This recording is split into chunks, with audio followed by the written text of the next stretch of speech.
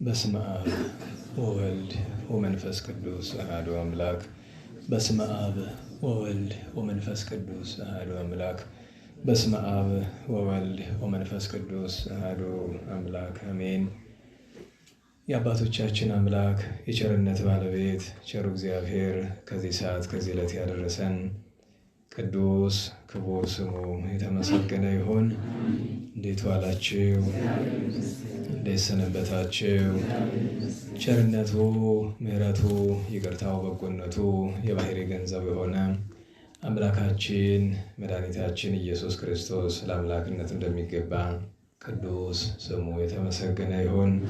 እመቤታችን ወላዲተ አምላክ ንጽሕት ቅድስት ድንግል ማርያም ቅዱስ መስቀል ቅድስት ቤተ ክርስቲያን ያከበራቸው ቅዱሳን ሁሉ ስማቸው የተመሰገነ ይሁን። እንኳን አደረሳችሁ።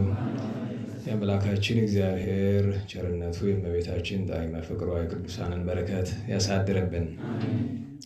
የቅዱስ ጳውሎስ መልእክት ወደ ፊልጵስዩስ ሰዎች የተጻፈ ምዕራፍ 1 ቁጥር 12 ወንድሞቼ ሆይ ይህ የደረሰብኝ በእውነት ወንጌልን ለማስፋፋት እንደሆነ ታውቁ ዘንድ እወዳለሁ። ስለ ክርስቶስ ስም መታሰሬም በአደባባዩ ሁሉና በሰው ሁሉ ዘንድ ታውቋል። ከወንድሞቻችንም ብዙዎቹ በእስራቴ ምክንያት በጌታ ታመኑ። የእግዚአብሔርንም ቃል ያለ ፍርሃት ጨክነው ያስተምሩ ዘንድ እጅግ ተደፋፈሩ። ከእነርሱ አንዳንዶች በቅናታቸውና በክርክራቸው፣ ሌሎችም በበጎ ፈቃድ ስለ ክርስቶስ ሊሰብኩና ሊያስተምሩ ይወደዱ አሉ። በፍቅር የሚያስተምሩም አሉ፣ ወንጌልን ለማስተማር እንደተሾምኩ ያውቃሉና። በኩራት ስለ ክርስቶስ የሚያስተምሩ ግን ይህንን አድርገው በእስራቴ ላይ መከራ ሊጨምሩብኝ መስሏቸው ነው እንጂ በእውነት አይደለም፣ በቅንነትም አይደለም። ነገር ግን ስለምን በየምክንያቱ በእውነትም ቢሆን በሐሰትም ቢሆን ስለ ክርስቶስ ይናገራሉ፣ ሰውንም ሁሉ ወደ እርሱ ይጠራሉ። በዚህም ደስ ብሎኛል፣ ወደፊትም ደስ ይለኛል። እኔም ይህች ሥራ በጸሎታችሁ በኢየሱስ ክርስቶስ መንፈስ ወደ ሕይወት እንደምታደርሰኝ ያውቃለሁ። በምንም እንደማላፍር ተስፋ እንዳደረግኩና እንደታመንኩ እንደ ወትሮ በልብ ደስታ በግልጥነት አሁንም የክርስቶስ ክብር በሕይወቴም ቢሆን በሞቴም ቢሆን በሰውነቴ ይገለጣል። እኔ በሕይወት ብኖርም ክርስቶስን ለማገልገል ነው፣ ብሞትም ዋጋ አለኝ። ነገር ግን በሥጋ መኖር የእኔ ሥራ ፍሬ ቢሆንም ምን እንደምመርጥ አላውቅም። በእነዚህ በሁለቱ እጨነቃለሁ። እኔ እስከዚህ ዓለም ልለይ በክርስቶስም ዘንድ ልኖር እወዳለሁ። ይልቁንም ለእኔ ይህ ይሻለኛል ይበልጥብኛልም። ደግሞም ስለ እናንተ በሕይወተ ሥጋ ብኖር ይሻላል። ይህንንም አውቄ በሃይማኖት ለምታገኙት ደስታ እንደምኖር አምናለሁ። ዳግመኛም ወደ እናንተ በመምጣቴ በእኔ ምክንያት በኢየሱስ ክርስቶስ የምታገኙት ክብር ይበዛላችሁ ዘንድ ስለ ቅዱስ ቃሉ ቸሩ መድኃኔዓለም ቅዱስ ስሙ የተመሰገነ ይሁን። የመጨረሻውን ኃይለ ቃል ድጋሚ ላንብብላችሁ። ቁጥር 25 ላይ አንድ የዘለልኩት ቃል ስላለ ይህንንም አውቄ ለማደጋችሁና በሃይማኖትም ለምታገኙት ደስታ እንደምኖር አምናለሁ። ዳግመኛም ወደ እናንተ በመምጣቴ በእኔ ምክንያት በኢየሱስ ክርስቶስ የምታገኙት ክብር ይበዛላችሁ ዘንድ በድጋሚ ቸሩ አምላካችን የተመሰገነ ይሁን። እግዚአብሔር ቢፈቅድ በ19ኛው ቁጥር ያለውን ኃይለ ቃል የትምህርታችን መነሻ እናደርጋለን። ዛቲ ግብር ታበጽሐኒ ሀበ ሕይወት፣ ይቺ ሥራ ወደ ሕይወት ታደርሰኛለች ይላል በጥሬው። በአማርኛው አነጋገር ደግሞ ይቺ ሥራ በጸሎታችሁና በኢየሱስ ክርስቶስ መንፈስ ወደ ሕይወት እንደምታደርሰኝ አውቃለሁ። አእምር በጸሎትክሙ የሚለው በመነሻውና በመድረሻው ላይ ስላለ ማለት ነው። ዋናው ኃይለ ቃል ግን ወደ ሕይወት የምታደርስ ሥራ በሚል እንደ እግዚአብሔር ፈቃድ እንነጋገራለን። ወይም ሙሉ ኃይለ ቃሉ ዛቲ ግብር ታበጽሐኒ ሀበ እግዚአብሔር፣ አንድም ዛቲ ግብር ታበጽሐኒ ሀበ ሕይወት፣ ይቺ ሥራ ወደ ሕይወት ታደርሰኛለች። ቅዱስ ጳውሎስ ይህንን መልእክት የጻፈው በወቅቱ በመቄዶንያ ዋና ከተማ በነበረችው በፊልጵስዩስ ለነበሩ ክርስቲያኖች ነው። ነገሩ እንደምን ነው ቢሉ ቅዱስ ጳውሎስ በጌታችን አምኖ ማሳደዱን ትቶ ለአሕዛብ እየሰበከ ከኢየሩሳሌም ተነስቶ ብዙ ጎዳና አድርጓልና ከነዚያ ጎዳናዎቹ ባንዱ ወደ መቄዶንያ ፊልጵስዩስ ከተማ ይደርስና በዚያ ሳለ ሕይወትን፣ ድህነትን፣ በክርስቶስ ማመንን፣ ሃይማኖትን ያስተምራቸዋል። እነርሱም ትምህርቱን ተቀብለው ክርስቲያኖቹ ነው ሕጉን ሥርዓቱን ጠብቀው የሚኖሩ ሆኑ። ትምህርት ወዳልደረሰበት ለማዳረስ ወጥቶ ሳለ በአንዱ ጊዜ ወደ ኢየሩሳሌም ወጣ። አይሁድ ይዘው ደበደቡት፣ አሰሩት። ለአሕዛብ አለቃ ማሳለፈው ሰጡት። ሲካሰስ ሂዶ በሮም እስረኛ ሆኗል።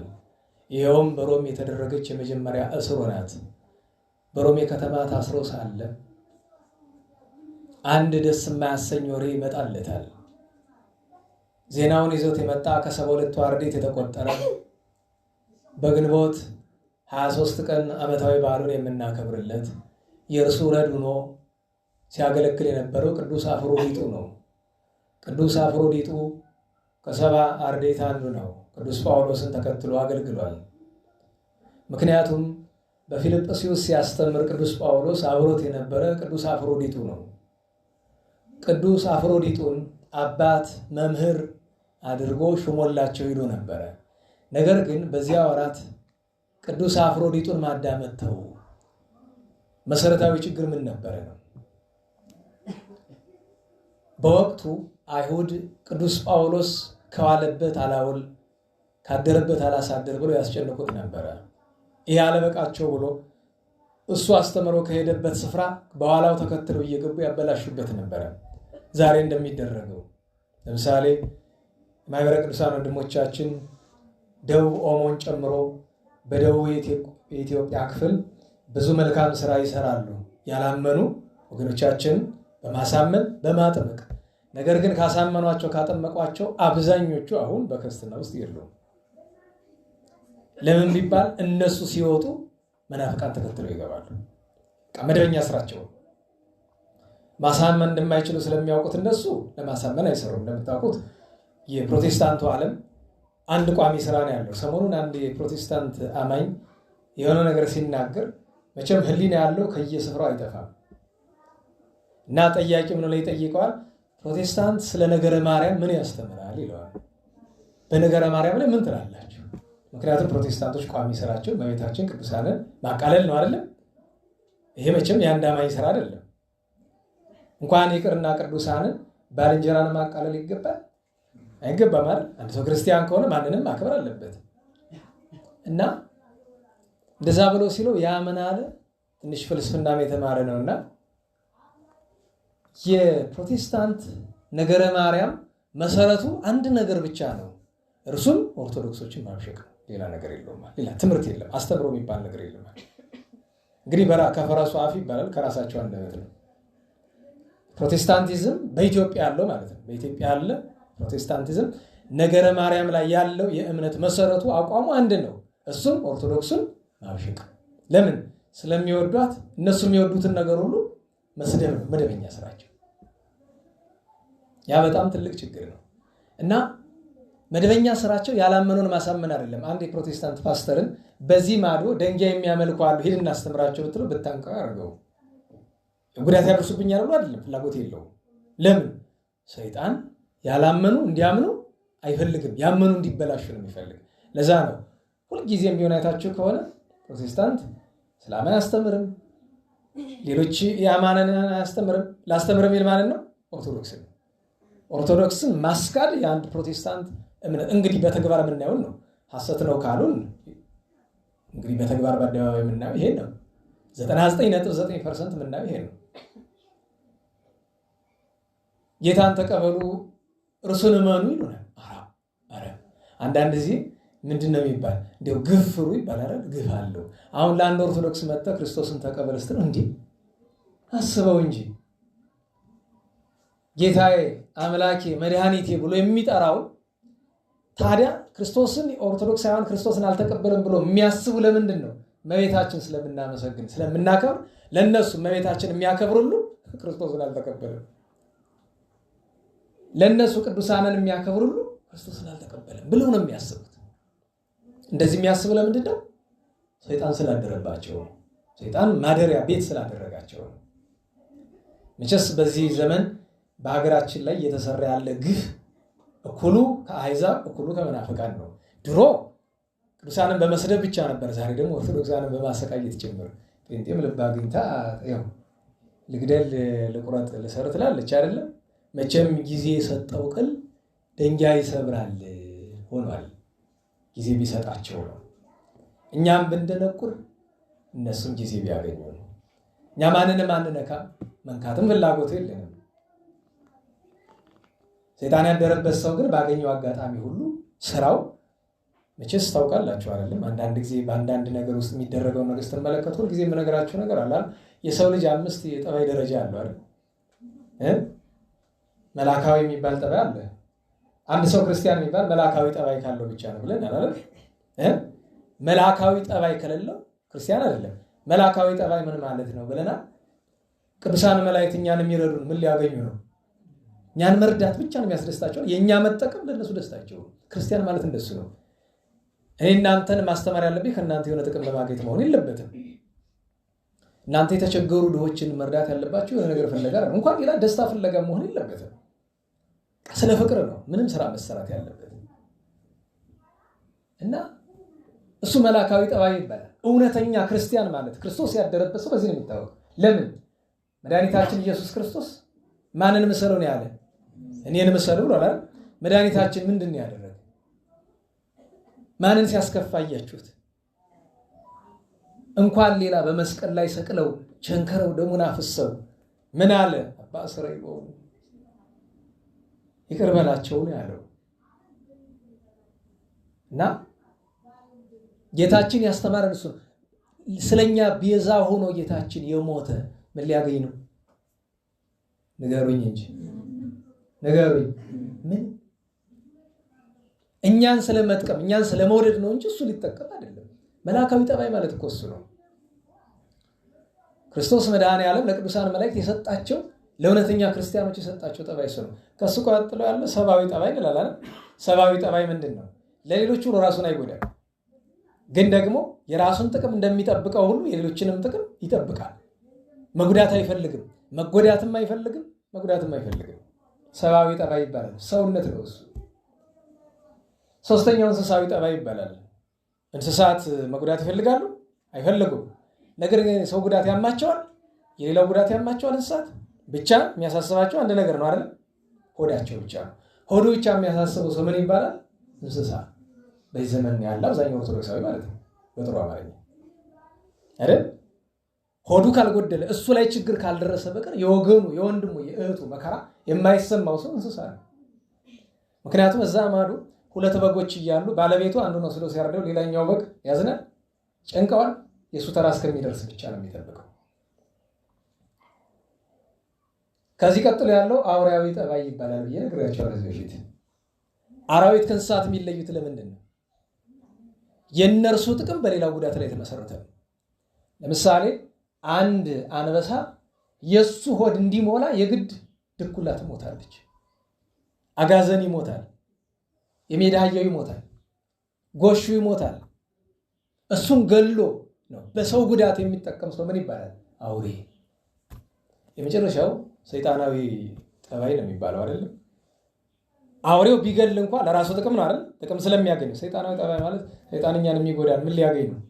ምንም ማለት አያችሁት? በመጀመሪያና በመጨረሻው መካከል ያለው ልዩነት ተመልከቱት። በመላካዊ ጠባይና በሰይጣናዊ ጠባይ መላእክት ምንም ላያገኙ ከኛ ምንም ላይ ላንጠቅማቸው ለኛ በጎ ያደርጉልናል። ምን ይባላል? ይሄ ፍቅር ይባላል፣ የዋሃት ይባላል፣ መላካዊ ጠባይ ይባላል። በተቃራኒው አጋንንት ደግሞ እነሱ ምንም ላይ ተጠቀሙ እኛን ይጎዱናል። በነገራችን ላይ ለምሳሌ በዛ ክርስቲያን ወገኖቻችን የሚገሉ ሰዎች አሉ አይደል? መግደል ምን ያደርግላቸዋል? እነሱ ከገንዘቡን የፈለጉት ለምን ገንዘቡን አይወስዱት? ሳይገሉ መውሰድ ይችላሉ እኮ። ደህና ዋላችሁ። መግደላቸው ምንድን ነው የሚጠቅማቸው? የእምነቱ ሕግ ምን ይላል? የምትጸድቀው ስትገድል ነው ብሏቸዋል። ሰይጣናዊ ሕግ መሆኑን በዚህ ነው የምታውቁት። እኛ ለሰው ስትሞት ነው ስትሞትለት ነው አይደል? ጌታችን በወንጌል ዮሐንስ ወንጌል ምዕራፍ 15 ላይ አልቦ ዘአቢ ወይ ስም ዘፍቅር ከዚህ የሚበልጥ ፍቅር የለም አይደል? ለራሱን ለሌላው አሳልፎ ከመስጠት በቃ ከዚህ የሚበልጥ ፍቅር የለም። ክርስትና ሕግ ማለት እሱ ነው። ሰዎች አይደለም ጎልደን ወርድስ የሚሏቸው ሳይንቲስቶች አሉ አይደል? ወንጌል ላይ የቅዱስ ማቴዎስ ወንጌል 5:6-7 ላይ ያሉት ወርቃማ ቃላት ናቸው አይደል? ጠላቶቻችሁን ተናገሩ እንጂ በደንብ በሉ፣ የሚረግሟችሁን ስለሚያሳድዷችሁ ክፉ ለሚያደርጉባችሁ ክፉ አትመልሱ። አያችሁት? ይሄ መላካዊ ጠባይ ይባላል። እና ክርስትና እንደዛ ነው። ነገሩን በምንድን ያመጣሁት? አሁን ሰሞኑን የምትሰሙት ዜና አለ አይደል? በቃ ቀን ሰጠን ብሎ የማይደረግ ነገር የለም። የሚገርማችሁ ነገር የማይደረግ ነገር የለም። መቼም ዘመኑ የግፍ ዘመን ነው። እውነት የሞተበት ዘመን ነው። እና ቅዱስ ጳውሎስ አይሁድ ወይም ቢጽ ሐሳውያን ቢችሉ እሱን ማሰቃየት ይፈልጋሉ። እሱ ሲታሰር እንኳን አያርፉም። እሱ በሌለበት ደግሞ እሱ ያስተማረውን ትምህርት ማበላሸት ነው ስራቸው። ዛሬ ግን የምንነጋገረው ሊያበላሹ ስለገቡት አይደለም። በፊልጵስዩስ በመቄዶንያ ከተማ ፊልጵስዩስ ገብተው ቢጽ ሐሳውያንና አይሁድ ያንን ስራ ሲሰሩ እዚያ የነበሩ ክርስቲያኖች ውስጥ ጥቂት የማይባሉት ለዛ ምላሽ በሚል ተነስተው ማስተማር ጀመሩ። ያልተማሩ የተማሩትን መኖር የማይችሉ መንፈስ ቅዱስ ያላደረባቸው ሰዎች ተነስተው እንሰራለን ማለት ጀመሩ። የሚገርመው ቢጽ ሐሳውያን ካጠፉት ይልቅ እነዚህኞቹ ያጠፉት በዛ። የጥፋቱ መጀመሪያ ምን መሰላችሁ? ሰውን እግዚአብሔር ይሾመዋል፣ ቤተክርስቲያን ትሾመዋለች እንጂ እንዲህ ሰው ራሱ ይሾማል እናላችሁ። የዛ ዘመን የፊልጵስዩስ ቤተክርስቲያን ከፍተኛው ፈተና የነበረ ሰዎች ከመሬት ተነስተው ቅዱስ አፍሮዲጡ አለ፣ ሌሎች የቤተክርስቲያን አባቶች አሉ፣ ራሳቸውን ተነስተው ሾሙ። ልብ በሉ፣ እንዳሁኑ ዘመን አይደለም። እንዳሁኑ ዘመን የሚመራ ጠፍቶ ወይ ለቤተክርስቲያን የሚቆረቆር ጠፍቶ አለ። ቅዱስ አፍሮዲጡ ቅዱሳን አባቶች መንፈሳውያን አባቶች አሉ። በራሳቸው ተነስቶ በራሳቸው ፈቃድ የእግዚአብሔርን ፈቃድ ሳይጠይቅ የቤተክርስቲያን ስርዓት ሳይጠነቀቅ ከመሬት ተነስተው ብዙዎቹ አስተማሪ ሆኑ። ይሄ ነው ፊልጵስዩስን ያናወጣት። አስተማሪው በዛ። ቅዱስ ያዕቆብ በመልእክቱ በምዕራፍ 3 ቁጥር 1 ላይ ምን ይላል? ወይኩኑ ብዙኃን መምህራን ውስቴትክሙ ይላል አይደለም? መምህር አይብዛ፣ አስተማሪ አይብዛ። የዚህ ዘመን ድሮ ነግሬያቸዋለሁ፣ አሁንም እደግምላቸዋለሁ። የኢትዮጵያ ኦርቶዶክስ ተዋሕዶ ቤተክርስቲያን ትልቁ ፈተናዋ ምንድን ነው ካላችሁ አስተማሪ መብዛቱ ነው። አስተማሪ ስላችሁ እውነተኛ አስተማሪ አይደለም፣ በስም አስተማሪ። በስም አስተማሪ በነገራችሁ ላይ ብትቆጥሩት እኩሉ መንፈሳዊ ኮሌጅ ተምሬያለሁ ይላችኋል። መንፈሳዊ ኮሌጅ መማር ሰባኪ ያደርጋል? መምህር ያደርጋል? ብቻውን መቆም ይችላል? እኩሉ ከገሌ ጉባኤ ቤት ብሉይ ሐዲስ የሚል ማህተም ይዟል። አንዳንዶቻችሁ እየተማራችሁ ያላችሁ እሱን አሁን ስለተማራችሁ መምህራን ምትሆኑ ይመስላችኋል? ይሄ ብቻውን ለመምህርነት የሚበቃ ይመስላችኋል? ከአንድ ጉባኤ ቤት ገብቶ የብሉይ ማህተም የሐዲስ ማህተም መያዝ እኮ መምህር ብቻውን መምህር አያደርግም እኮ። መንፈሳዊ ኮሌጅ ዲግሪ ዲፕሎማ መያዝ እኮ ብቻውን መምህር አያደርግም እኮ። መምህር ማለት እኮ ወረቀት ያለ ማለት አይደለም። መምህር ማለት እኮ ይሄንን ያክል ተብሎ በመስፈርት የተሰፈረ ትምህርት የተማረ ማለት እኮ አይደለም። ዛሬ ግን የቸገረን እሱ ብቻ አይደለም። ሰንበት ትምህርት ቤት ላይ ትንሽ ሲንቀሳቀስ ይቆይና ሰባኪ ይሆናል። በማህበራትም ቆይቶ ሰባኪ ይሆናል። እዚህ አሁን የታለ ሰብሳቢው አለ? ሰብሳቢዎች የለም አይደል? ዘሪስተው አሁን ስለምሳሌ ሰባኪ እንዲሆን ስልጠና ወስዷል።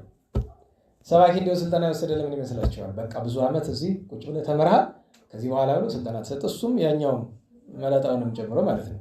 በአሁን አይባል ይሆናል። ቅድመ ስንክሳሩ እርግ በረሃ ነው ይላል። እሱም ሰባኪ እንዲሆን ሰልጥኗል። አንድነት ማወቅ አለባቸው።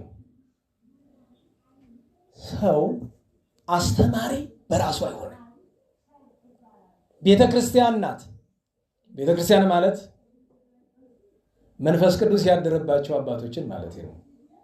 መንፈስ ቅዱስ የሾማቸው መንፈስ ቅዱስ ያደረባቸው እውነተኞቹ ነው እንጂ ሰሞኑን በዚህ በመንኩስና ጉዳይ ሰውየው እንደሚናገረው ከተማ ለምን ገባ ሲባል መነኩሴው አይ አንድ ጳጳስ መጥተው የመነኮስክ ጉሬዛ ልጠብቅ ነው ወይ ናውጣ ወደ ከተማ ነናዋላችሁ ገዳም መቀመጥ ለነሱ ጉሬዛ መጠበቅ ነው አይደል? በነገራችሁ ላይ ምንድነው የማያስተውልን ሰው ንግግር አንዳንድ ዝም ብለን ከምናልፈው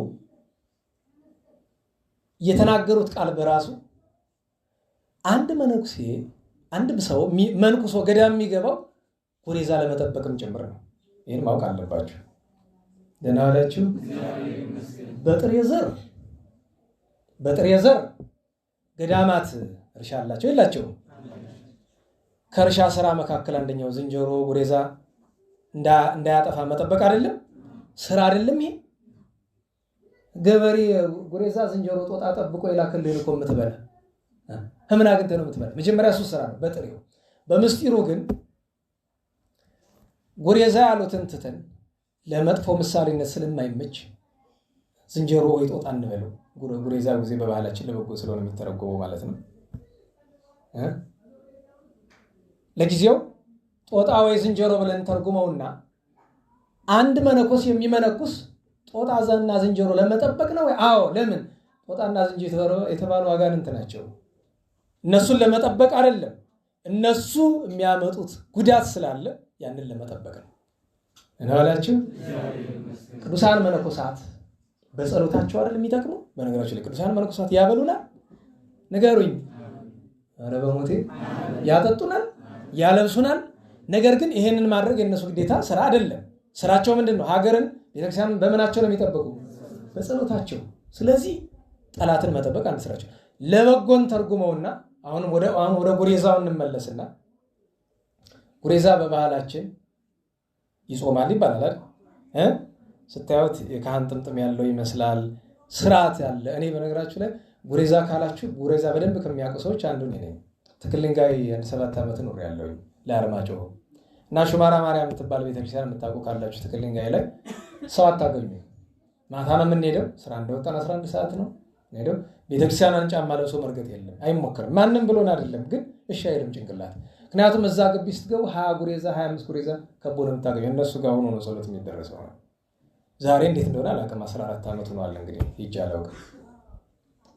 አይረብሽ ምን አይል። እኔ ይገርመኛል። ይሄ ነገር ያለ ነገር አይደለም። እንደው ምሳሌ ሆኖ እሱ ብቻ አይደለም። የሚገርማችሁ ነገር ይጾም አይጾም ለማወቅ አንችልም፣ ግን አባቶቻችን ይጾማል የሚሉበትን ምክንያት ግን ለመረዳት ሞክረናል። እሱ ምንድነው? ለምሳሌ በአብይ ጾም ጊዜ ቅዳሴ እየተቀደሰ ዛፍ ላይ ማለት ነው አይንቀሳቀስም። ቀጥ ነው በቃ ዝም ብሎ አይንቀሳቀስም። ቅዳሴ ከተወጣ በኋላ ግን ሲበላ ይታያል። እንዴት? እኔ ለማስረዳት እቸግራለሁ፣ ግን ነገሩ ተረት ለሚመስላችሁ እንደዛ እንዳልሆነ እንድታውቁ ብዬ ነው። በተግባር ነው ይሄ የምናውቀው ነገር ነው። ድሮም ጎንደር ነበር እዛ ባይረ ጥምቀቱ ድሮ ልጆች እያለንም ነበር እንደዛ ነው የሚያደርግ። ቅዳሴ ጊዜ ንቅንቅ አይልም፣ አይንቀሳቀስም ጨርሶ። የዛሬው ጉሬዛ አላውቅም ኩሉ ያኪን ዘያኪ ዘመኑ አባጊ ብሎ ተማስማራዊ ተኮኑ እንዳለው አላውቅም ምን ዘንድሮ ምን እንደተፈጠረ እና አስቡት። እና አንድ መነኩሴ የሚመነኩስ ጉሬዛም ለመጠበቅ ጭምር ነው። አዎ፣ ምክንያቱም እነዚያ ጉሬዛ የበጎ የመናኝ ምሳሌ ስለሆነ፣ አዎ መናንያንን ለመጠበቅ ነው። አበምኔት ሆኖ ሴት ከሆነች እመምኔት ሆና ለመጠበቅ ነው የሚመነኩሱት።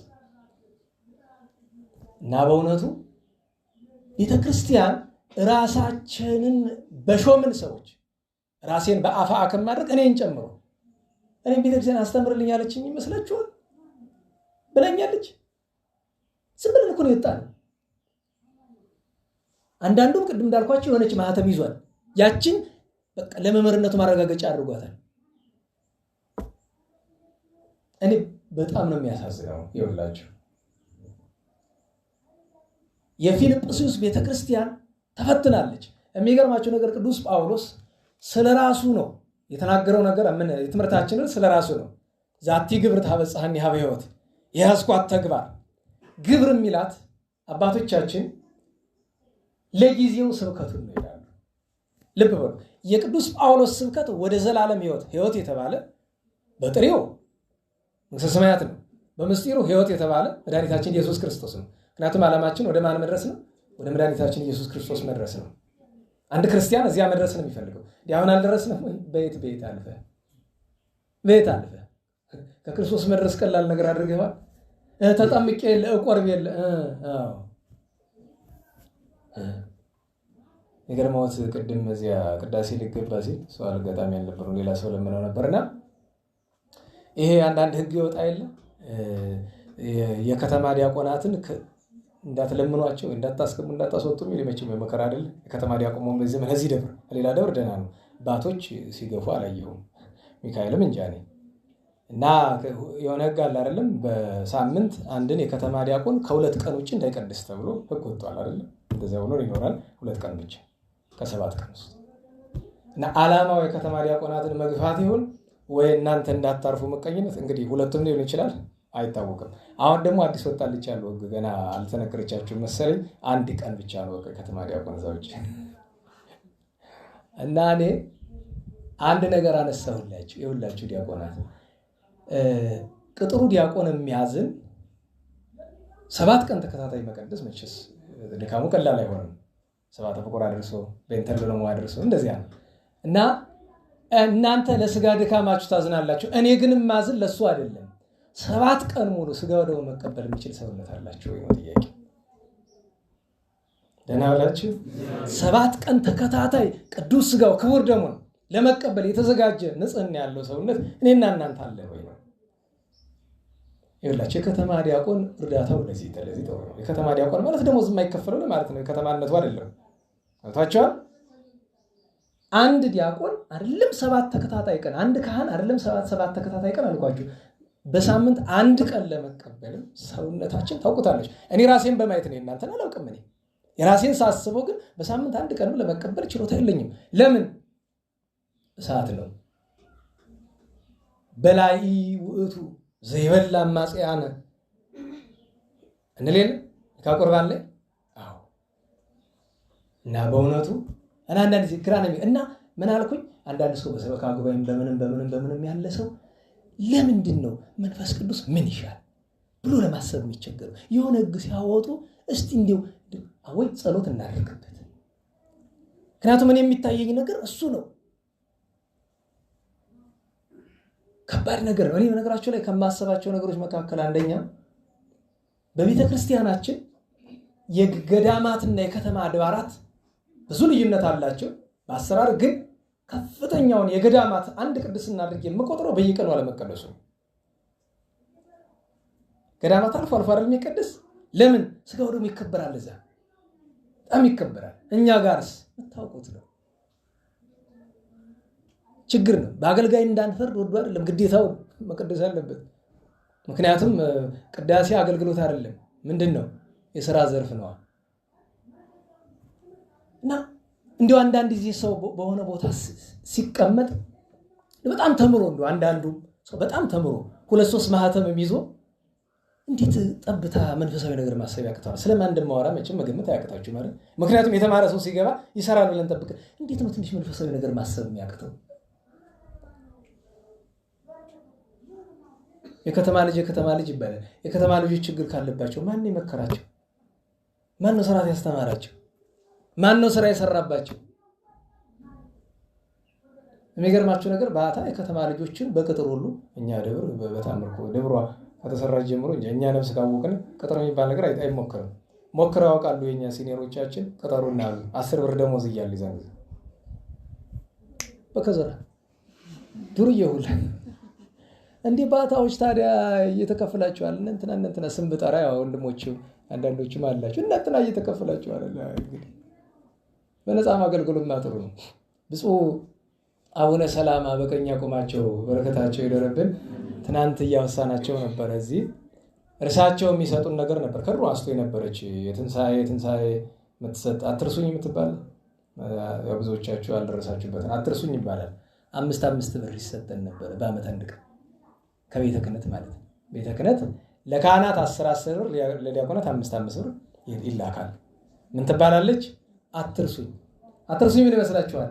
ጸልዩልኝ እኮ ነው ጳጳሱ እኮ ናቸው የሚልኩልን ነበር።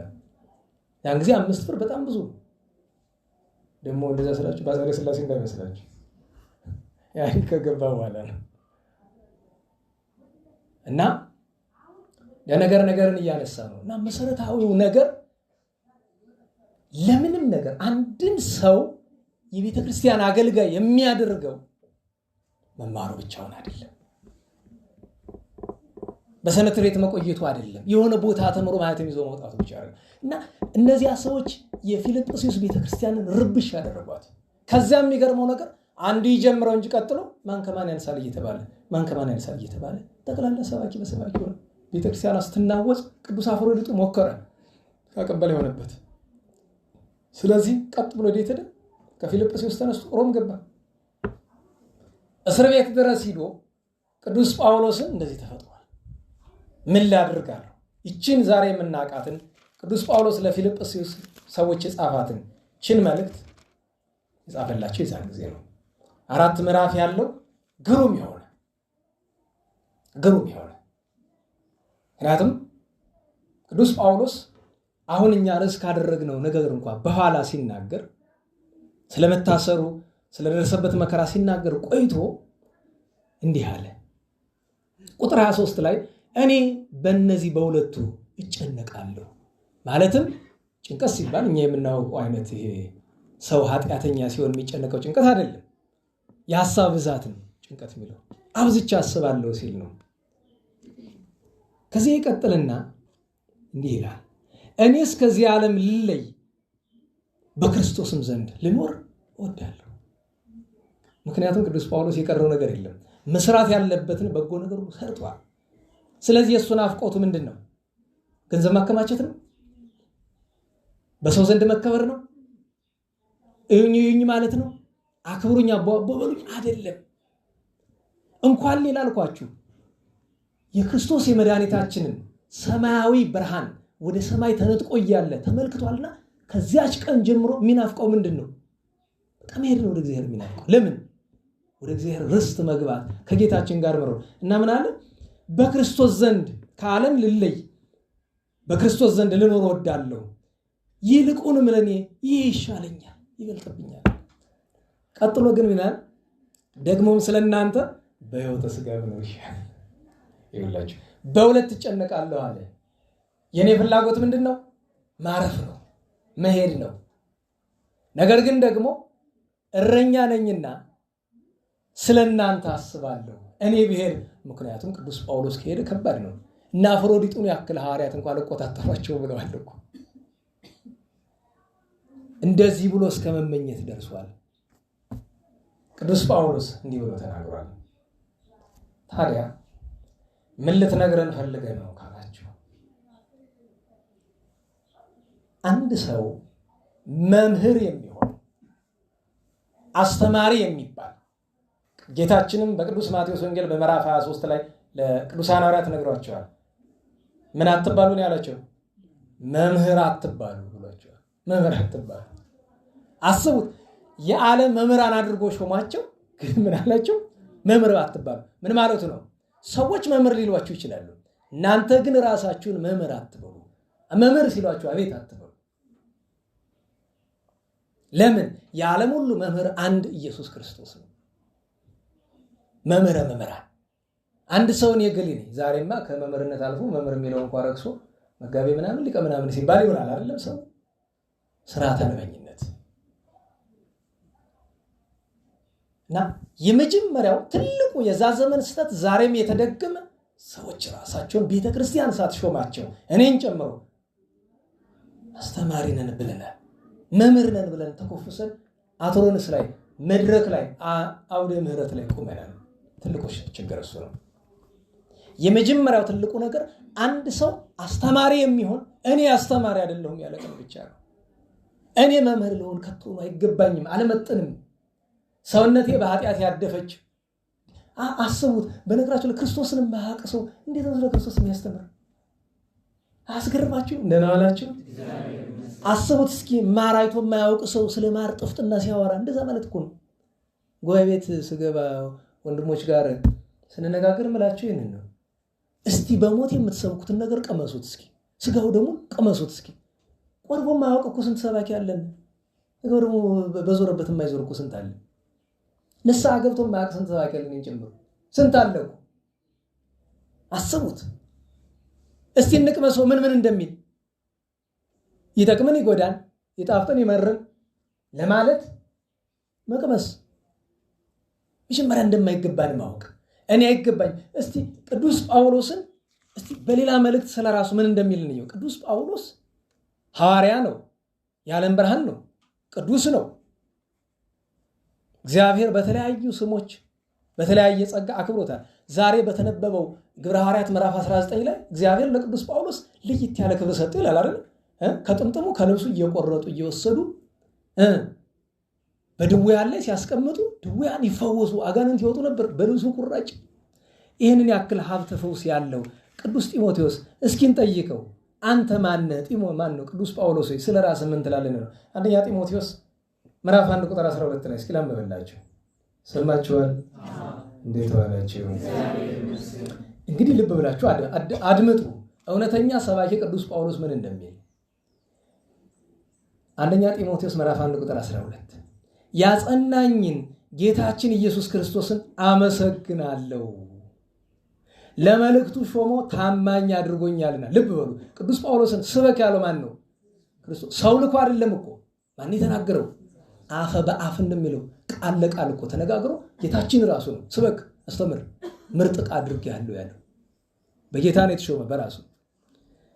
ቀጥሎ ምን አለ? እኔ ቀድሞ ተሳዳቢና አሳዳጅ ተቃዋሚም ስሆን ሳላውቅ ባለማመን ስላደረግኩት ይቅር አለኝ አለ። ልብ በሉ። አሁን ቅዱስ ጳውሎስ እግዚአብሔር ይቅር ብሎታል አላለውም? ነገሩ እንጂ ግን ራሱን አሁን ምን ነበርኩ እያለ ራሱን ይወቅሳል። ተሳዳቢ አሳዳጅ ነበርኩ፣ ተቃዋሚ ነበርኩ ይላል። ቀጠለ። የእግዚአብሔር ጸጋው ጌታችን ኢየሱስ ክርስቶስን ከማመንና ከመውደድ ጋር በእኔ ላይ በዛ አለና ቀጥሎ ቁጥር 15 ላይ ይላል፣ ነገሩ የታመነ ነው፣ ሁሉም ሊቀበሉት የሚገባ ነው። ኢየሱስ ክርስቶስ እኔ መጀመሪያቸው የሆንኩ ኃጥአንን ሊያድን ወደ ዓለም መጥቷል። እኔ መጀመሪያቸው ምን አለ? ቀዳሚ ሆሙ ነው የሚል የኃጥአን ደገኛቸው ከኃጢአተኞች ሁሉ የምበልጥ እኔን ለማዳን መጥቷል። እንግዲህ አስቡት። ቀጠለና ነገር ግን ኢየሱስ ክርስቶስ በእኔ ላይ የትዕግስቱን ብዛት ይገልጥ ዘንድ የዘላለም ሕይወትን ለማግኘት በእርሱ ለሚያምኑ ምሳሌ እሆናቸው ዘንድ ይቅር አለኝ። ብቻውን አምላክ ለሚሆን ለማይሞተው ለማይታየው ለዘላለም ንጉሥ ምስጋና ክብር እስከ ዘላለም ድረስ ይሁን አሜን። አያችሁ፣ ራሱን እኮ እንደዚህ ነው። ይሄ ነው ሰባኪ፣ ይሄ ነው መምህር። እኔ አይገባም። በሌላ ስፍራስ ምን ሆናል? ሐዋርያ ተብዬ ልጠራ የማይገባኝ እንደምን የምሆን አለ? እንደ ጭንጋፍ። እንዴት አንድ ሰው ራሱን አስተማሪ አድርጎ ቆጥሮ ክርስቶስ አስቡት። ጌታችን ኢየሱስ ክርስቶስን ቅዱስ ጳውሎስ ያውቃል። እንኳን ለአንድ ሰባኪ ለአንድ ምዕመን ክርስቶስ መድኃኒታችንን ሳያውቅ እንደምን ክርስቲያን መሆን ይቻላል? እንደምን ይቻላል ወገኖቼ? እና ትልቁ የገባንበት ችግር እንድንጠነቀቅ እንድናስተውል ብዬ ነው። ማንን ነው የምናዳምጥ? ምክንያቱም የቸገረኝ ነገር ሰው በየቴሌግራሙ በየፌስቡክ በየሜሴንጀሩ ይልክልኛል። እገሌ እኮ እንደዚህ ብሎ አለ ምን ትላለህ እያለ እኔ ግራ የሚገባኝ እሱ ትክክል ነው ብለህ ካሰብክ ለምን ወደ ጌታ ታመጣዋለህ? ካልሆነ ለምን ታዳምጠዋለህ? ደጋግሜ ተናገርኩኝ። አስተማሪ ምረጡ አላልኩም? ደህና ዋላችሁ? ሰው ስንት አስተማሪ ነው የሚያስፈልገው? እንዲኩ በጣም ነው የሚገርመኝ። ከመምህር በዚህ ዘመን ካሉ እውነተኞቹ ከምንላቸው መካከል አንዱን መርጦ ከዛ መማር ነው እኮ በቃ አለቀ። መጀመሪያ መፈተን ነው፣ መለካት ነው። የሚያስተምሩት እኒህ ሰውዬ እኒህ አባት እኒህ ካህን የሚያስተምሩት ትምህርት መልካም ነው ወይስ አይደለም? እንዲህ ዝም ብሎ እኮ በነገራቸው ላይ መንፈስ ቅዱስ ካራቀነ በቀር እኮ ሲናገሩ እኮ ታይቶ ደስ ያሰኛል። አዲስ አበባ አንድ ካህን አሉ። ማንም ስማቸው የሆኑ ካህን ሽማግሌ ካህን የሚያስተምሩ የሚያውቃቸው የሆነ ሽማግሌ ካህን ምንም እኮ አያስፈልግም። ዝም ብላችሁ በቃ አንድ ስብከት በማዳመጥ ብቻ እኮ በቃ ከሳቸው መማር ነው። በቃ አለቀ እኮ። እኔ ስማቸው ነው ማለት ክብር ፈልገው ዝና ፈልገው ገንዘብ የሆነ ነገር ፈልገው እንደማያስተምሩ ግልጥ ነው። በአባትነት ነው የሚያስተምሩት ትምህርት ውስጥ አልፎ አልፎ አንዳንድ ቀዳዳ ነገሮች አይኖሩም አይደለም። ሰው አይደለም እነሱማ። እነ ቅዱስ ጳውሎስ ናቸው የሚናገሩት 100% የመንፈስ ቅዱስ የሚሆንላቸው። እንዴት ብሎ ይሆናል? ግን ያም ሆኖ መምረጥ ለምሳሌ ሊቀ ሊቃውንት አሉ። ከሳቸው መማር እና ምን ይላችኋል? ብዙ የእሳቸው ስብከት አይገኝም። አንተ እኔ ልክ ተመግበው እንደምታስወደግደው ቆሻሻ አድርገው ነው። በነገራችሁ ላይ ቶሎ ቶሎ እንዲገኝ የሚፈለግ ምንድን ነው?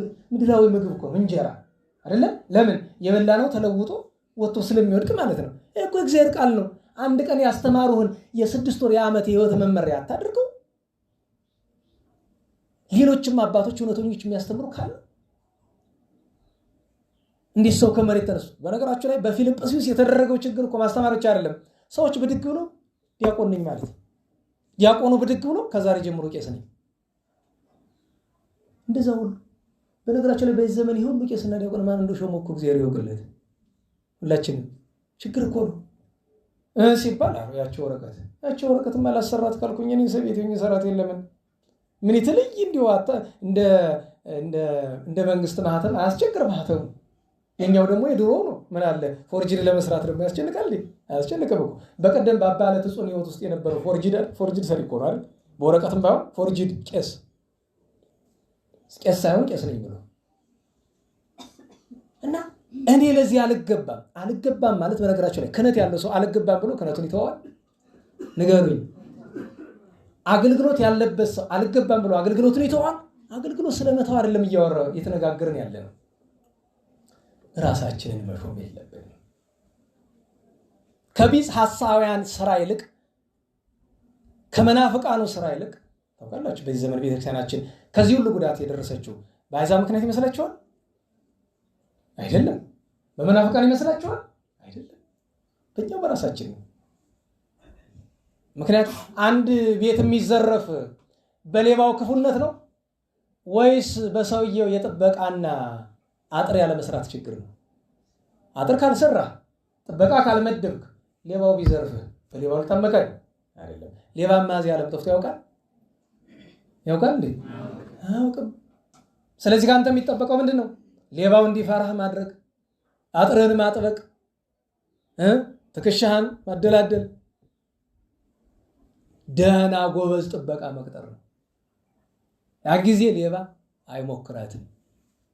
ለምን? ፈራ አይመጣም። እና በእውነቱ ከባድ ሆነ። እኔ አስተማሪ አይደለሁ። በጣም ከባድ ነገር ለምን እንደሆነ ታውቃላችሁ? እግዚአብሔር መድኃኔዓለም የቸርነቱ መገለጫ ብዙ ነው። አንዱ ማንነትን ሲያሳውቅ፣ ማንነትን ማወቅ የመሰለ ነገር የለም እኮ።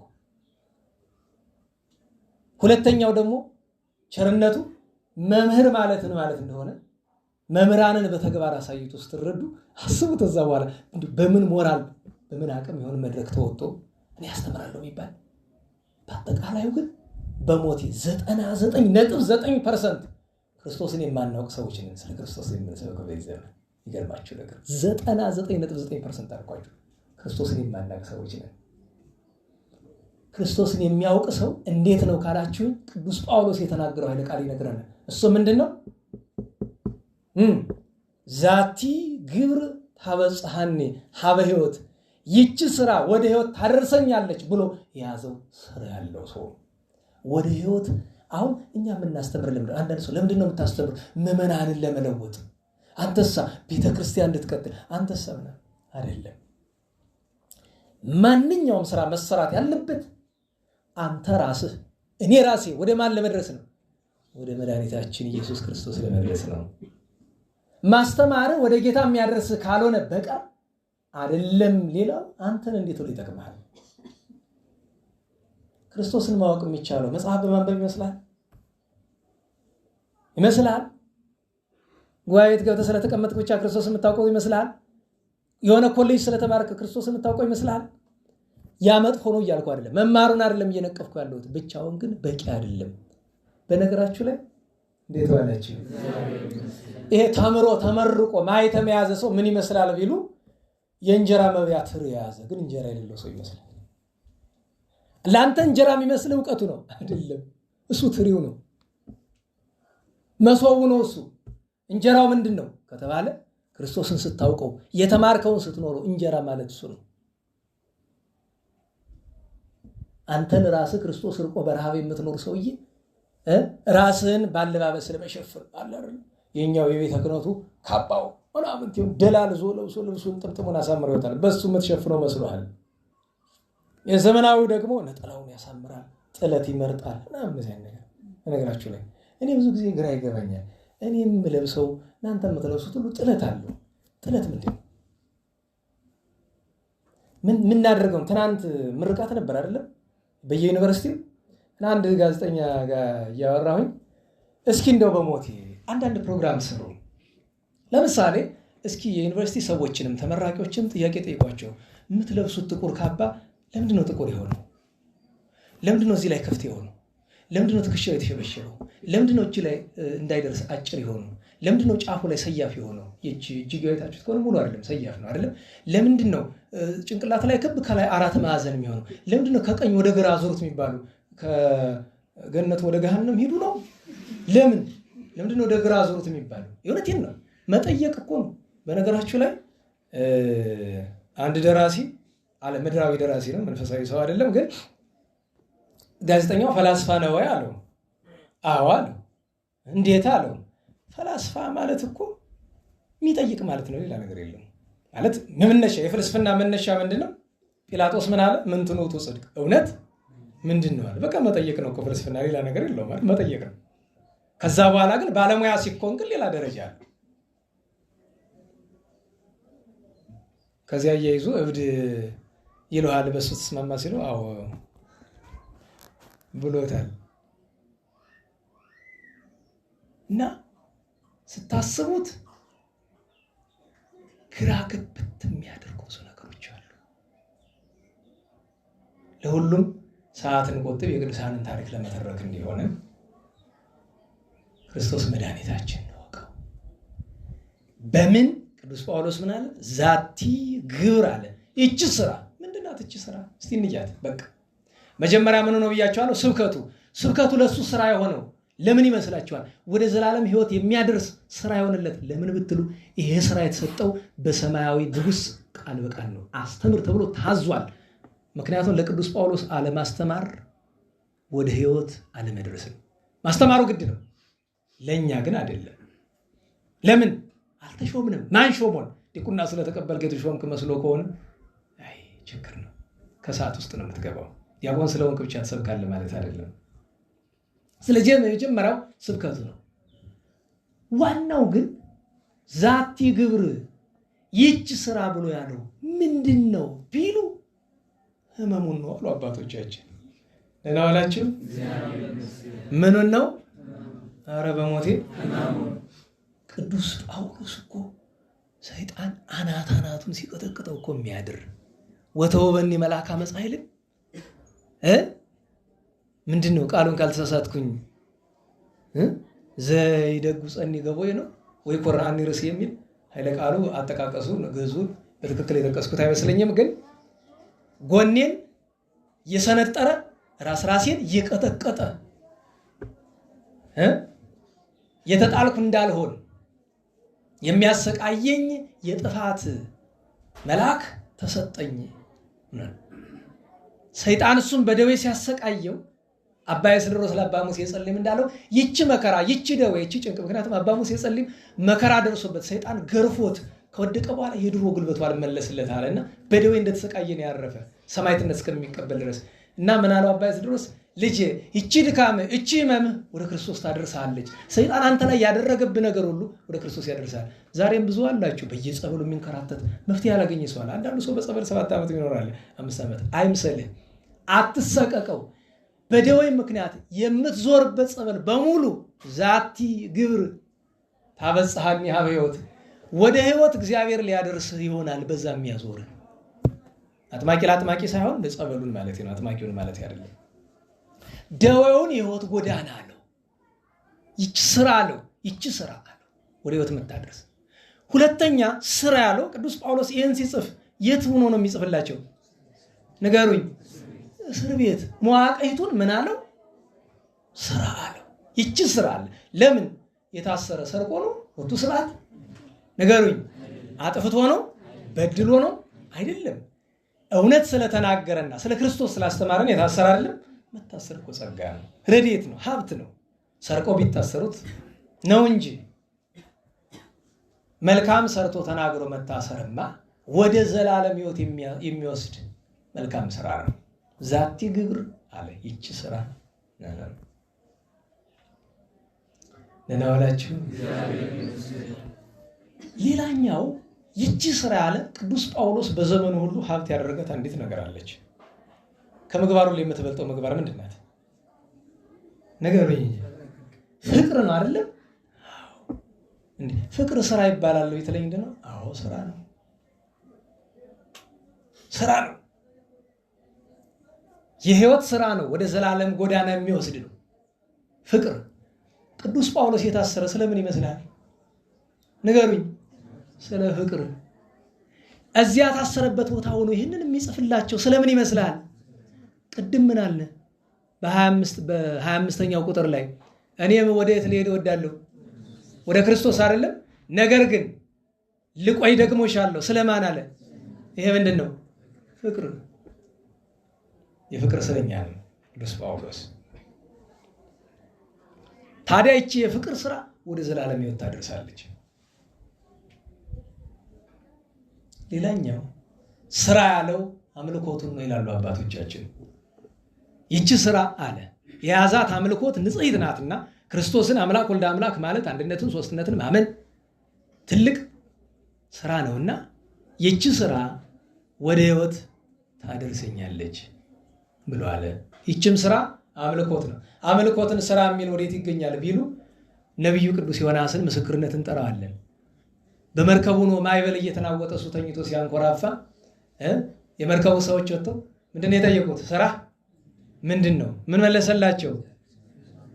ሰማዩን ምድሩን የብሱን ባህሩን የፈጠረውን እግዚአብሔርን ምን እላለሁ? አመልካለሁ። በቃ ማምለክ ነው ህይወታችን ትልቁ ስራ።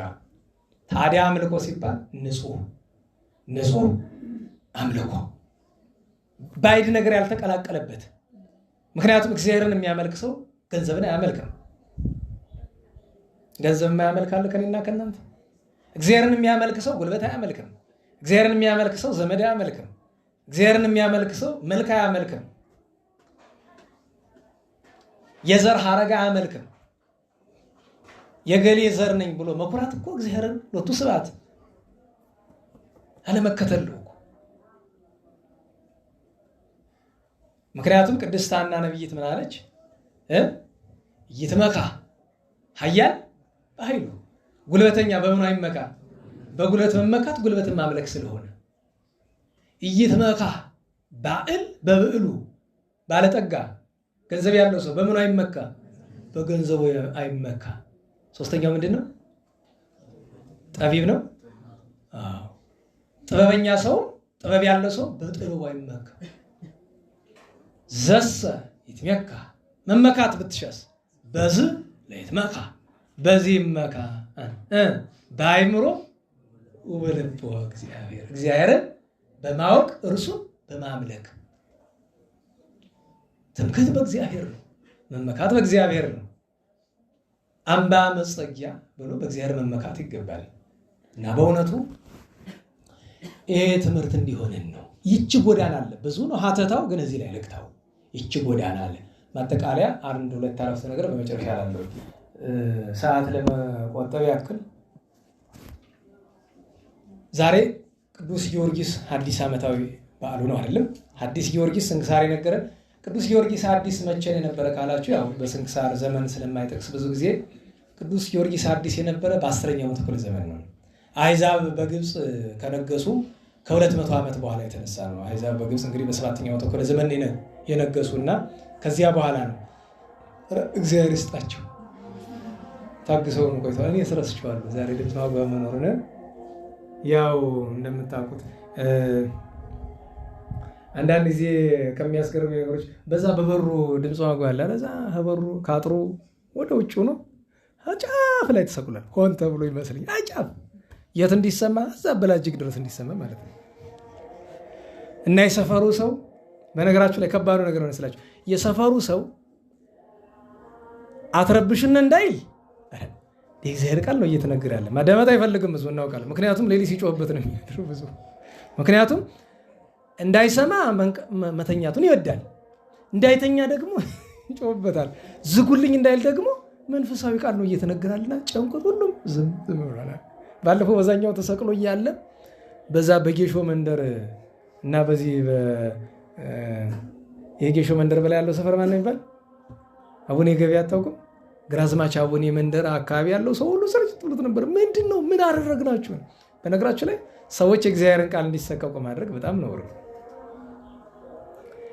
ሁልጊዜ የምጠይቀውን ጥያቄ ነው የምጠይቀው እኔ ማለት ድምፅ ማጓ የሚከፈት ለማን እንደሆነ እኔ አላውቅም። በተለይ የሚያስገርመኝ ነገር ሁለት ነገር፣ አንደኛ ማይሌት በሚሆንበት ጊዜ ለምልክት የሚያዳምጥ ሰው የለም። ይህንን እርግጠኛ ሆኜ የምነግራቸው እድሜ ስለምኖር ማለት ነው። ላዳምጥስ ቢል በምን ይሰማዋል?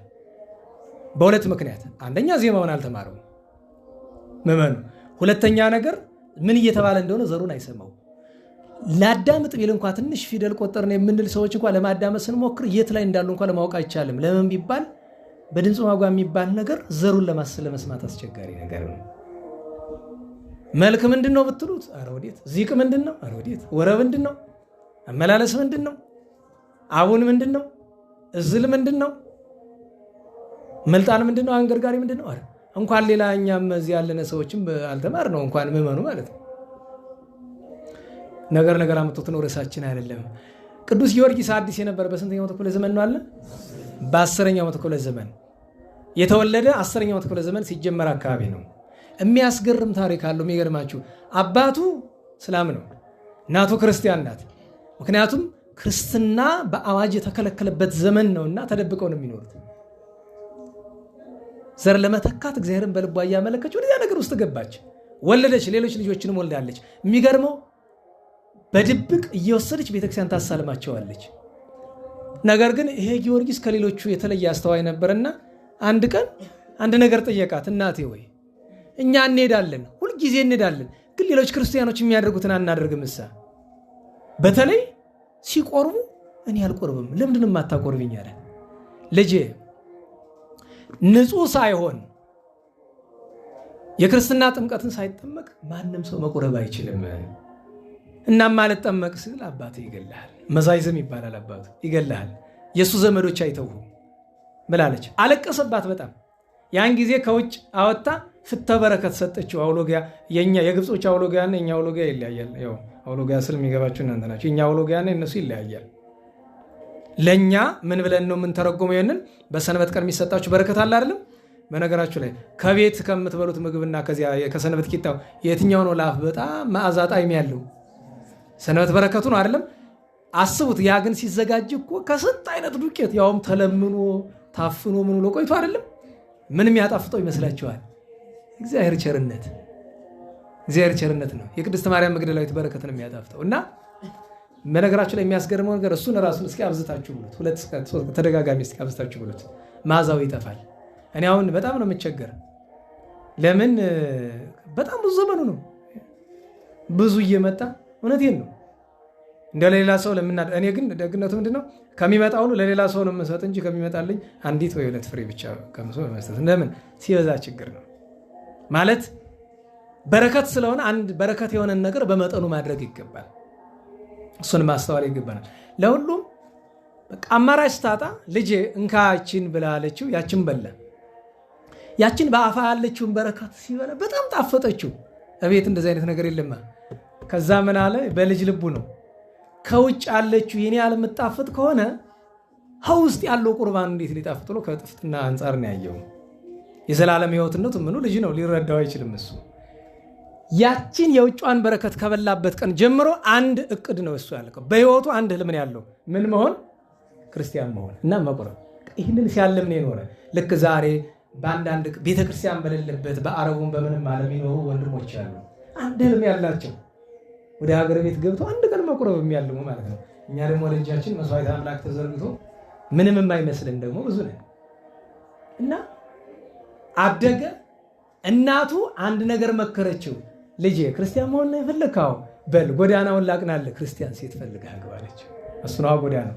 አንዲቱን አረመኔ አግብቶ ደግሞ ሌላ እንቅፋት ነው። ክርስቲያን አገባ።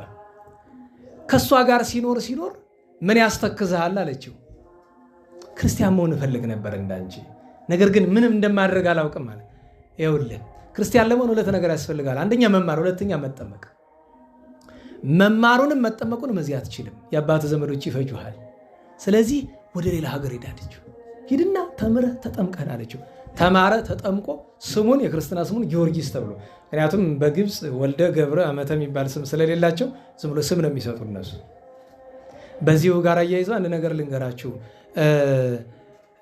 ስም ሲወጣ እንዲያው መጠሪያ ስም የክርስትና ስም ሳይሆን መጠሪያ ስም ሲወጣ ወላጆች ለምሳሌ ባለፈው ጊዮርጊስ ብለን ለልጃችን ስም እናውጣ ሆይ ብሎ አሉ። አውጡ ጥሩ ነው አልኳቸው። ኧረ የነፍስ አባታችን ሊበሉና አሉ። እንዴት ብሎ በነገራችሁ ላይ እኛን የፈጀን ልማድ ነው አይደለም? እና ታዲያ ጎሹ ይበሉት ከተማው ይበሉ። ከተማው የሚባል ሰው እዚህ አካባቢ አለ መሰለኝ።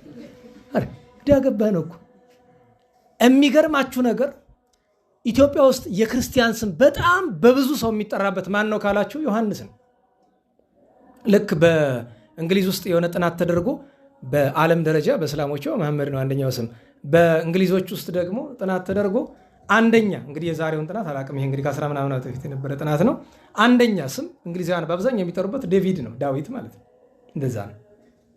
ኢትዮጵያ ውስጥ ደግሞ ብትፈልጉት ማን ይበዛል? ዮሐንስ አይደል? ቀጥሎ አብርሃም። ከቅዱስ ጊዮርጊስና ከቅዱስ ዮሐንስ ማን ይበልጣል? እናንተም ራሱ ግር ብሏችሁ ዝም አላችሁ አይደል? ነገሩ ማን ይበልጣል? ቅዱስ ዮሐንስ ይበልጣል።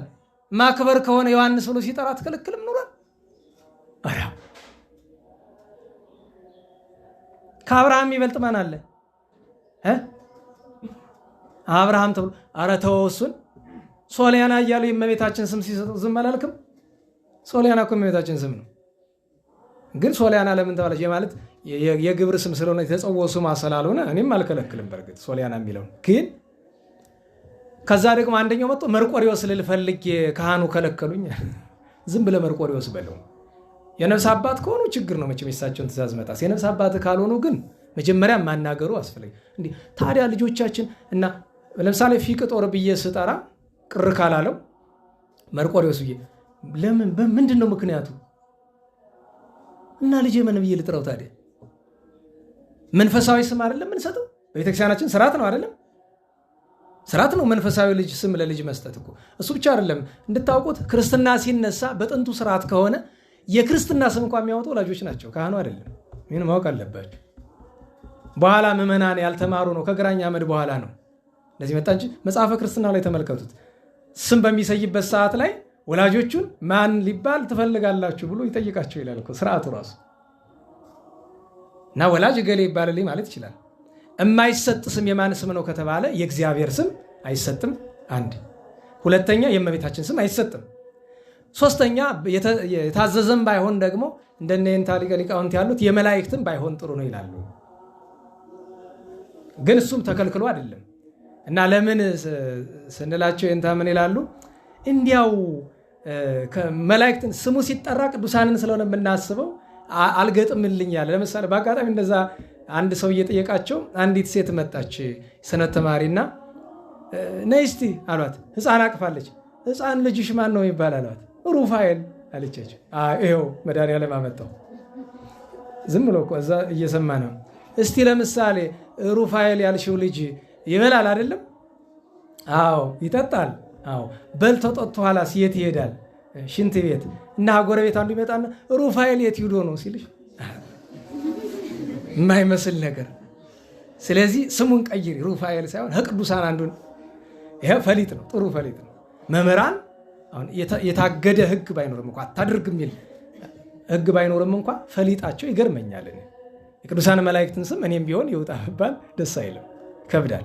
ሰው ቃለው ሚካኤል ገብርኤል የሚባሉ ሰዎች አሉ፣ ግን ይከብዳል። እንዲያው ለጳጳሳት ለምን ካልሆነ በቀር ይከብዳል። እንዲያው የታገደ ግን አታድርግ ተብሎ እኔ የተማርኩት ትምህርት የለኝም። እና መላችሁ ፈልጌ ነው ጊዮርጊስ ብሎ ስም ማውጣት ቅዱስ ጊዮርጊስን አለማክበር እኮ አይደለም፣ ስለምናከብረው እኮ ነው የምናወጣው። አብርሃም ብለን የምናወጣ አባታችን አብርሃምን ስለመውደድ አይደለም? ንገሩኝ እንጂ። ይስሐቅ ብለን የምናወጣ፣ ዮሐንስ ብለን የምናወጣ፣ እንድሪያስ ብለን የምናወጣ የ12 ሐዋርያት ስም እኮ ብዙ እኮ ስም፣ ጴጥሮስ የሚባል ብዙ ሰው አለ፣ ዮሐንስ አለ፣ እንድሪያስ አለ፣ ቶማስ የሚባል ብዙ ሰው አለ። እና እነ ቅዱስ ጊዮርጊስ እኮ ከሐዋርያት አይበልጡም። ይሄን ማወቅ አለባችሁ። ሐዋርያትን የሚበልጥ ማንም የለም። ቅዱስ ጊዮርጊስ ከሰማዕታት ሁሉ ይበልጣል። ከሐዋርያት የሚበልጥ ግን የለም። እሱን ማስተዋል ማወቅ ይገባናል። ጊዮርጊስ ተባለ። ከዚያ ተመልሶ ብዙ አሰቃዩት። ዋናው ለርዕሳችን የሚሆነን ነገር ምንድን ነው ካላችሁ እነርሱ በሁለት ነገር ሞክረውታል። አንደኛው ሀብት ንብረት በመስጠት በዚያ ነናላችሁ ሀብት ንብረት ወደ ሕይወት ያደርሳል? ንገሩኝ። አድርስም። እርሱ የያዛት ስራ ሰማዕትነቷ ክርስቶስን ማመኑ ወደ ዘላለም ሕይወት የምታደርስ ናት። እነሱ ግን በሀብት ንብረት ሞከሩት፣ እምቢ አላቸው። ሁለተኛው አማራጭ ደግሞ ምንድን ነው? ማስፈራራት ነው። ማስፈራራት። እንገላለን አሉት። ስለ ክርስቶስ ነው የሚሞቱት። ሞት ሕይወት ነው። ስለዚህ የያዛትን ጎዳና እንደ ቅዱስ ጳውሎስ ጊዮርጊስ ሐዲስ ምን ይል ነበረ? ዛቲ ግብር አለ። እቺ ክርስቶስን ማመን፣ ዛቲ ግብር፣ እቺ ክርስቶስን ማምለክ፣ ዛቲ ግብር፣ እቺ ሰማዕትነት ታበጽሐኒ ሀበ ሕይወት፣ ወደ ዘላለም ሕይወት ወደ ክርስቶስ ታደርሰኛለች። የሚገርማችሁ እያሰቃዩት፣ ሲቆራርጡት፣ ሲገፉት፣ ሲገርፉት፣ በሳት ሲያቃጥሉት፣ ይሉሉ ሲያደርጉት ለስቃዩ መረጋጊያ ሁልጊዜ ማታ ማታ ርግብ እየመጣች ትዞረዋለች። በኋላ ግን ራሷን ገለጠችለት። ያቺ ርግብ እመቤታችን ነበረች። አርኬው ላይ አላየችትም? አስተራየቶ አሚሃ ማርያም ርግበ ገሊላ የሚለው እሱ ነው። ተገልጣ የምስራች ነገረችው። በ959 ዓመተ ምህረት አባታችን አባ አብርሃም ሶርያዊ ተሾሞ በነበረበት ወራት በዚያ ወራት አንገቱን በሰይፍ ቆርጠው ገለውታል። ሐዲስ ጊዮርጊስ ከስቃዩ ብዛት የተነሳ አዲሱ ጊዮርጊስ ተብሎ ስም ወጥቶለታል። እግዚአብሔር በረከቱን ያሳድርብን። ሌላኛው ክርስትናን አልክድም ብሎ ብዙ መከራ ተቀብሎ ሰማዕትነት የተቀበለው የአይነ ፀሐዩ አባታችን አባ ብሶይ ነው። ብሶይን አኖብ የሚል ስም ጨምሮለት አይደለም፣ መጠሪያ ስሙ አይደለም፣ መጠሪያ ስሙ ብሶይ ነው። ብሶይ አኖብ ያለውን ስንክሳር ብሎ ተረጎመው ወርቅ ጽሩይ። ብሶይ ማለት ወርቅ፣ አኖብ ያለውን ጽሩይ የጠራ ወርቅ ብሎ ስለ ምስጋና የተጨመረለት ነው። እና ሰማዕትነት ሊቀበል ሲል ጌታችን ሞቱን በክብር ሊገልጥለት ፈለገና ወደሚገደልበት ሲሄድ ሩቅ ነው፣ አይነ ፀሐይ ድረስ። እነሱ በጋሪ በሰረገላ ሆነው እሱን እየጎተቱ ሊወስዱ ነው። እንግዲህ በአርያኖስ ቤተ መንግስት ደግሞ ምን አሉ? አናብስት። አንዱ አንበሳ በጥሶ ወጥቶ መጣ። ከዛ መጥቶ ቀረበ። አባ ብሶይ ከዚያ በፊት አንበሳ አላየምና ምንድን ያደረገ? ፊቱን ሸፈነው። እግዚአብሔር መልአክ ተቀመጠበት እንጂ ብሎ አንስቶ እዚያ ላይ ያስቀመጠው። እየጋለበ ሄዶ አስቡት፣ አንበሳ ጋልቦ ሄዶ እዚያ አንገቱን ተቆረጠ። እና ስታነቡ አንድ ቦታ ላይ የተቀረጸ ስንክሳር እያነበብኩኝ አንበሳ ህሙይ ተብሎ ሲነበብ ሰማሁና ህሙይ ማለት ሌላ ነው። የታሰረ ለማለት ከሆነ ምን ማለት ነው? ሐመይ አይደል? ለምሳሌ ወፈነው ሐና ህሙይ አይደለም? ምን ታስሮ ህሙይ እና አንበሳ ህሙይ ምን አሉ አባቶቻችን። ህሙይማ ካለ የታማ ሐሜት የደረሰበት ብለው ይተረጉማሉ ብዙ ጊዜ አባቶቻችን። እና እንደ ፈረስ በአንበሳ ጀርባ ተቀምጦ ሰማዕትነት የተቀበለው። ዛሬ ሌላ ዲዮስጲሎስ በሚባል የቤተ መንግስት ቅጥር ይኖሩ ነበሩ 5 ጭፍሮች ናቸው። ስማቸውን ለመያዝ ቀላል አይሆንም።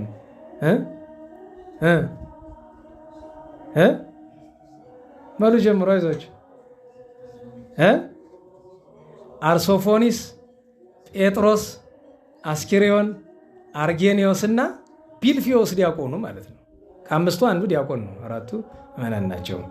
የሚገርማችሁ ነገር ከስቃይ ሁሉ በላይ በጣም የሚያሳዝነው ለሚያነባውን ሰው ገድለ ሰማዕታት ሲያነቡ አባቶቻችን የሚያስለቅሳቸው ከስቃዩ በላይ በዛ ሁሉ ስቃይ እህል የሚባል አላቀመሷቸው። ሲያሰቃዩቸው ይላል። ለምሳሌ ከመሬት ላይ ተክሏቸውና እስከ ደረታቸው ድረስ ይቀብሯቸውና በላያቸው ላይ በቅኑ ይነዱባቸዋል። ዘቅዝቀው እሳት ያነዱባቸዋል። ግን እሳቱ ከፊታቸው እንዳይደርስ ያደርጉታል። ከእሳቱ ከለበለባቸው ስለሚሞቱ ዝም ብሎ የወላፈኑ ስቃይ ብቻ እንዲደርስባቸውና እየቀለጠ እዛው ተዘግዝቀው እየቀለጠ እንዲወርድ ማለት ነው ፊታቸው። ከሁሉ ረሃቡ እና በአንድ ቀን አልሞቱም። ሁሉም እንደዚህ በሂደት እየተሰቃዩ መጨረሻ ያረፈ ቢልፊዮስ ነው፣ ዲያቆኑ ነው። ኃይለኛ እሱ ስለነበር መጨረሻ ያረፈ እሱ ነው። የያዟት ጎዳና ምን ነበረች? ሰማዕትነት። አማን መነኑ ሰማዕት ጣዕመ ለዘላለም ብሎ መጨረሻው የእኛ ስራስ ምንድን ነው? ሰማዕታት የዚህን ዓለም ጣዕም በእውነት ናቁ አይደል? ወታገሱ ሞተ መሪረ በእንተ መንግሥተ ሰማያት መራራ ሞትን ታገሱ አለና ይሄ እነሱ ስራ ነው። የእኛ ስራ ምንድናት? የመጨረሻው አረፍተ ነገር ምንድናት? ዳዊት ዘነግሰ ተሳሃለነ በከመ ይሳይለከ። እኛስ እንደ ሰማዕታት ጥባት እንደ ዳዊት ለመንፈሳዊ ጭከና የለንምና እንደ ይቅርታ ገናናነት ይቅር በለን ብሎ ምሕረት መለመን ነው። ዛሬ በሰሜን የኢትዮጵያ ክፍል ከተነሱ ቅዱሳን መካከል ከውጭ ሀገር የመጡ በማይበር የኖሩ ጻድቃን ዘደብረ ቋዓት ዓመታዊ ዕረፍት በዓላቸው ነው። አቡነ አብየ ጊዜ አባታችን ወርኃዊ መታሰቢያ ቅዱስ ገብርኤል ሊቀ መላእክት መቼስ ስማቸውን መጥራት ከደብራቸው ተቀምጠን ይገባናል። አባታችን አብየ ጊዜ የሰባቱን ቀን ቅዱሳን ስማቸውን እንጥራና ትምህርታችንን እንጨርሳለን እንደ እግዚአብሔር ፈቃድ። ዛሬ ስንት ነው? 19 ተገናኘነ። መቼ ነው? በ12 በ13 ቅዱስ ዮሐንስ ኤጲስቆጶስ ዘኢየሩሳሌም፣ ቅዱስ ቃይናን ወልደ ሄኖስ፣ አባታችን ቅዱስ አውላግ፣ ቅዱስ ማትያን፣ ሌሎች በዓላትም ነበሩ። ቅዱስ ገብርኤል ሊቀ መላእክት ነበረ። ሌላም በዓል ነበረ። አይምሮ ሳይረሰኝ አይቀር። በ13 ሌላም በዓል ነበረ። በ14 አባ አክራ፣ ዮሐንስ፣ አብጥልማ፣ ፊልጶስ ሌሎችም አባቶች ነበሩ። በ15 ሰማዕቱ ቅዱስ ሚናስ ቅዳሴ ቤቱ ተአምራቱ የተደረገበት ነው። አቡነ ጴጥሮስ፣ አቡነ ገብረ ክርስቶስን የመሰሉ ቅዱሳን። በ16 እመቤታችን ድንግል ማርያም ሄሮድስ ሞተ የሚል የምስራች በኢትዮጵያ መድረሳለች። ከቅዱስ ገብርኤል ሰማችበት ቀን ነው። ዮሴፍ ወሰሎሜ እናስባለን። የኢትዮጵያ ንጉሠ ነገሥት አፄ ይኩኖ አምላክ ጻድቅ። እኔ አንዳንድ ጊዜ በነገራችን በጣም የሚያስገርም ነገር አለ። አንዳንድ ሰዎች ደህና ዋላችሁ ከአክሱም ወደ ላስታ መንግስት የተዘዋወረ በእግዚአብሔር ፈቃድ መሆኑን አያውቁም። በአክሱም የነበሩ ነገስታት ብዙ ጻድቃን አሉ አይደለም? በአክሱም ነገስታት የነገሱ በማን ፈቃድ ነው? ንገሩኝ። በእግዚአብሔር ፈቃድ ነው። ጥሩ ሰሩ። እግዚአብሔር ፈቃዱ ሲደርስ ደግሞ መንግስት ወደ ምን ተሸጋገረ? ወደ ላስታ። በማን ፈቃድ ነው? በእግዚአብሔር። ምን ሰሩ? መልካም። ከዛ ደግሞ ከ11 ነገስታትና ከ330 ዓመት በኋላ እንደገና መንግስት ደግሞ ከላስታ ወደ የት ዞረ? ወደ ሸዋ። በማን ፈቃድ ነው? በእግዚአብሔር። የሸዋ ነገስታት ምን አደረጉ? መልካም ሰሩ። ከሸዋ ደግሞ እንደገና ወደ ምን መጣ? ወደ ጎንደር። በማን ፈቃድ? በእግዚአብሔር። ምን ሰሩ? መልካም። ዛሬስ ባለበት አለ። ምን ሰሩ? እግዚአብሔር ይወቅላቸው። እና በእውነቱ ወደ የሸዋ መንግስት የመጀመሪያው ንጉስ ጻድቁ አፄ ይኩኖ አምላክ ነው። በነገራችን ላይ ገድል አለ። እኔ ገድላቸው አለ። ጻድቁ ንጉስ መልክ አላቸው፣ ቅድስና አላቸው። የእነ አቡነ ኢየሱስ ደቀ መዝሙር ናቸው። አፄ ይኩኖ አምላክ ለነገስታት አንቱታ ስላልተለመደ አንተ ለምን ቅዱስ ሰው ነው፣ ደግ ሰው፣ ጻድቅ ሰው፣ ለቤተ ክርስቲያን ስንት ነገር የሰራ ገነተ ማርያም የምትባል ቤተ ክርስቲያን የምታውቁ ከሆነ ሄዳችሁ ድንቅ የሆነች በተአምራት የተሰራች ያለች ፍልፍል ከደንጋይ የተሰራች ማለት ነው። በጣም ግሩም የሆነች ደግነቱ በጣም ብዙ ነው። የሚገርማችሁ ነገር ጻድቃንን በጣም ያከብር ነበረ። ገና በልጅነቱ ታሪክ ሰምታችሁ ታውቃላችሁ። እሱን አባቱ ተስፋ ኢየሱስ ይባላል እና የነገስታት አረገ ትውልድ ስለሆነ ሄደና አንድ ጻድቅ አግኝቶ አባቴ የአባቶች መንግስት እንዲመለስ ይጸልዩልኝ ሲል በአንተ አይደለም በልጅህ ነው መንግስት የሚመለስ አለ። ከዚያ እሱን የወለደችው አገልጋይ ናት። እመቤት ሳትሆን አገልጋይ ናት። የሚገርመው ነገር ነፍሰ ጡሩና ወልዳ ለማሳደግ ችግር ስለነበረ በነበረችበት ባርነት ምክንያት ዱር ሄዳ ወልዳው እዛው ጥላው መጣች። የእሷን እመቤቲቱ ግን ሄዳ አመታ አሳደገችው እና አንድ ከሐይቅ እስጢፋኖስ የሄደ መነኩሴ ከዛ ቤት እንግድነት ያድርና ጸሎት እያደረገ መሃል ላይ አላስችለው ብሎ ይስቃል። ጻድቅ ነው ግን ይስቃል። በነገራችን ላይ ያጋጥማል ማለት እንኳን የእኛን ምሳሌ ለእነሱ ለማድረግ ሳይሆን አሁን በቀደመ ኪዳነ ምሕረት አንድ ተቸጋሪ መናፍቅ ሰው እያለ እና ይሄ ቄጠማ የሚነሰድሰው ዳዊት አለ አይደለም? እሱ በሩ ነው ሰዎች ጋር ያወራል እና ቤትም በኩል ወቀላ ድረስ እና የሚያወራው ነገር እና ኋላ ቆይቶ አንድ ደግሞ አቡነ ባላምባራስ የሚሉት ጳጳስ ነው እና ባላምባራስ ማን ሊል ፈልጎ ባላምባራስ ነው። እውነት ለመናገር እንዴት ልቀጥል በቃ ማለት በቃ እንደዛና እንደመቼም ምሳሌ ሊሆን ሳይሆን እንዲያው ያጋጥማል እና ሲስቅ ማን ይሰማዋል? ባለቤቱ። ሲጨርስ ጠብቆ አባቴ ምን አሳቀ አለ። አረጋለ ሳቁ ሰቀ ምንድነው አለ። ከመሳቁ በፊት ግን ዶሮ ሲጮህ ሰምተዋል ባለቤትየው። የዶሮ ነገር ነው አሉ። በጣም እምቢ ሲለው አዎ አለ። ለምን ሲባል ምክንያቱም መነኩሴው ብቃት ስላለው እንስሳ ሲያወሩ ይሰማል። እና ዶሮ ምን ብሏል? የኔን ራስ የበላ ይነግሳል ያለ ምን አሉ ነው። ከዛ ሰራተኛዋን ይሄን ዶሮ ጠብቂልኝ ማንም ሊነግስ ማለት ነው። ከዛ አንድ ቀን ምን አጠባበቀኝ በልቼው ማልገላገል ነው ስሪልኝ ናታን ስትሰራ ራሱን ቆረጥ አድርጋ መዋል ምግብ አልሰጡት ብሎ እርቦት ብሏል። ይኩኖ አምላክ ብድግ አድርጎ ላጥ መብላት ሲቀርብለት እሱ ምን ፈረሰኛ ነሽ ምንድን ነው የሚባል ይሄ ወደ እግሩ አረጋስማል መላላጫ ምንም ነገር አይፈልግም። እሱ የሚፈልግ ምንድን ነው? ከዛ ጠርቶ ራሱ ሳሲና ጌታዬ በባላችን እኮ እኛ ራስ አንሰራም እናሳ ወሮሬው ማን በለው ያውቁታል። ስለተናደደ ወስዶ ከቤተ መንግስት ሰዎች ጋር ተነጋግሮ የት ይጥለዋል? ገደል ዳይነግስ ማለት ነው። ገደሉ ሲወረውረው ግን ታች አለቶ መድረሱ በፊት እንጨት አንጠልጥሎ ያስቀረዋል።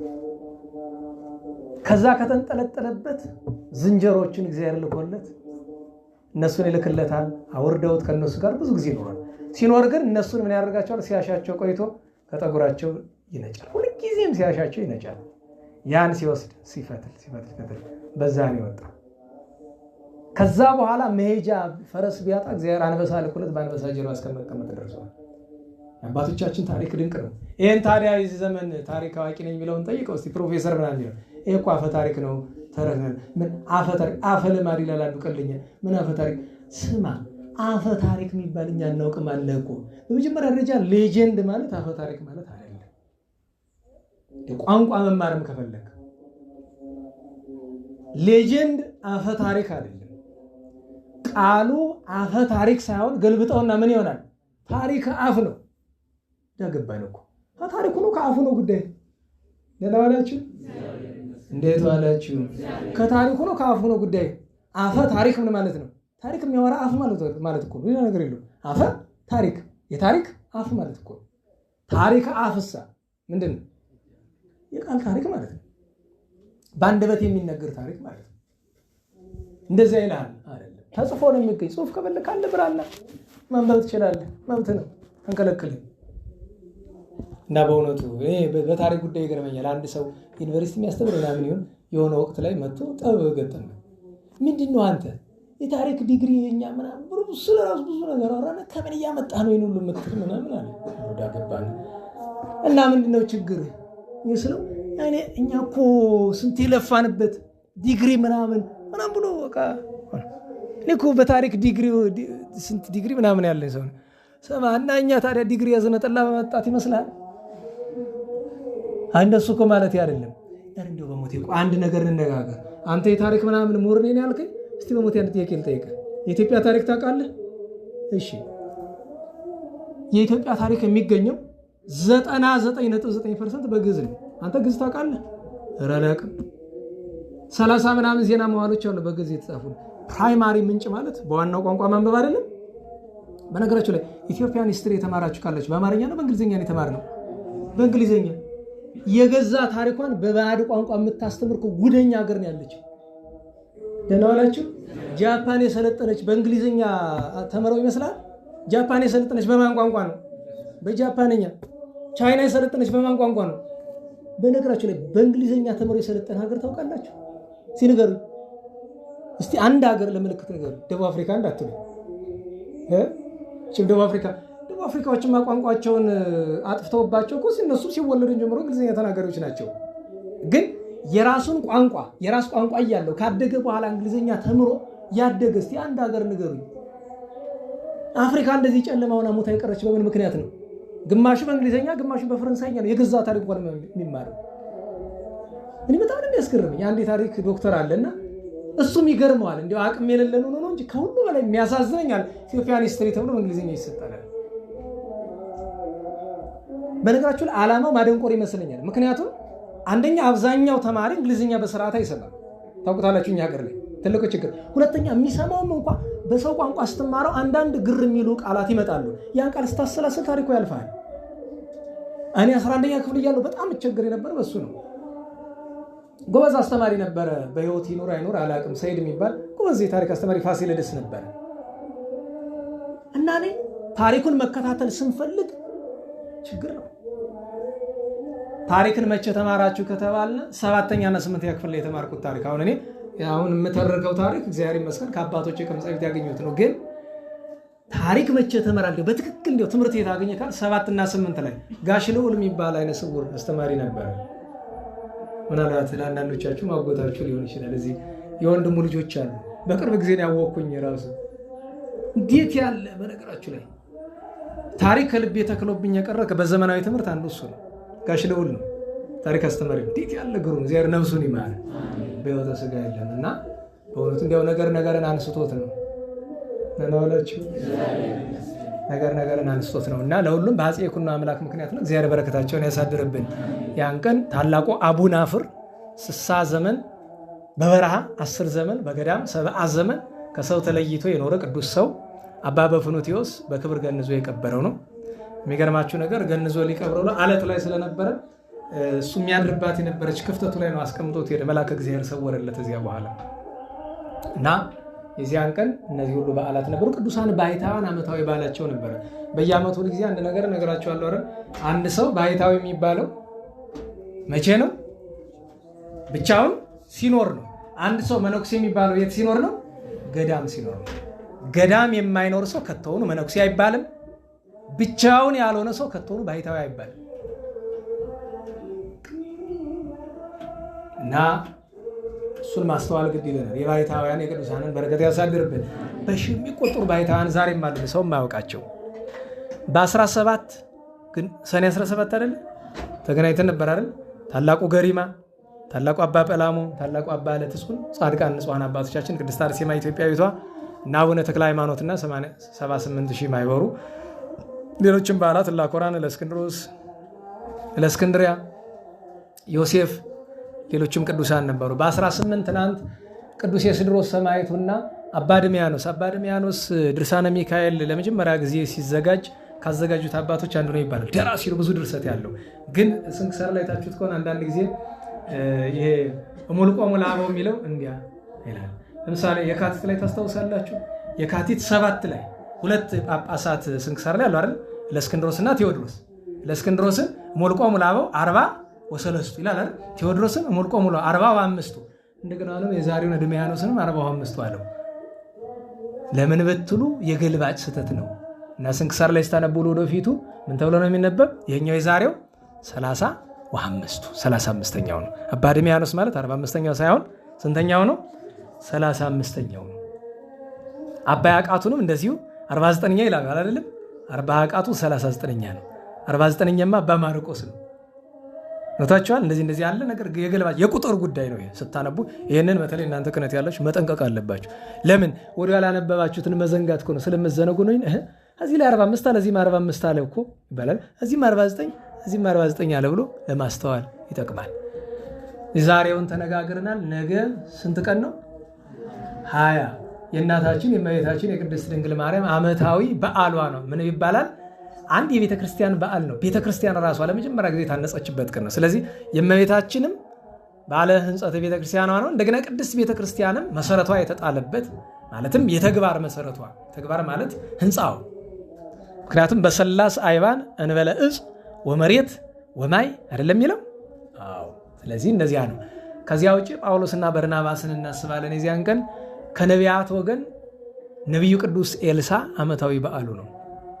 ከኢትዮጵያውያን ቅዱሳን ጻድቁ አባታችን አቡነ ዘራ ሃይማኖት ዓመታዊ በዓላቸው ነው። በዚህ በወሎ አካባቢ ከነበሩ ታላላቅ ቅዱሳን በጥንቱ አማራ ሳይንት አካባቢ ከነበሩት ታላላቅ ቅዱሳን እንደሳቸው ናቸው። አቡነ ዘራ ሃይማኖት በ21 እግዝእትነ ማርያም አንድ ቅዳሴ ቤቷ ነው ዓመታዊ፣ ሁለተኛ የቤተ ክርስቲያንም ቅዳሴ ቤቷ ነው። ሶስተኛው ነገር ደግሞ እናላችሁ ቃል ኪዳን የተቀበለችበት ቀን ሰኔ ጎልጎታ አይደለም? አዎ።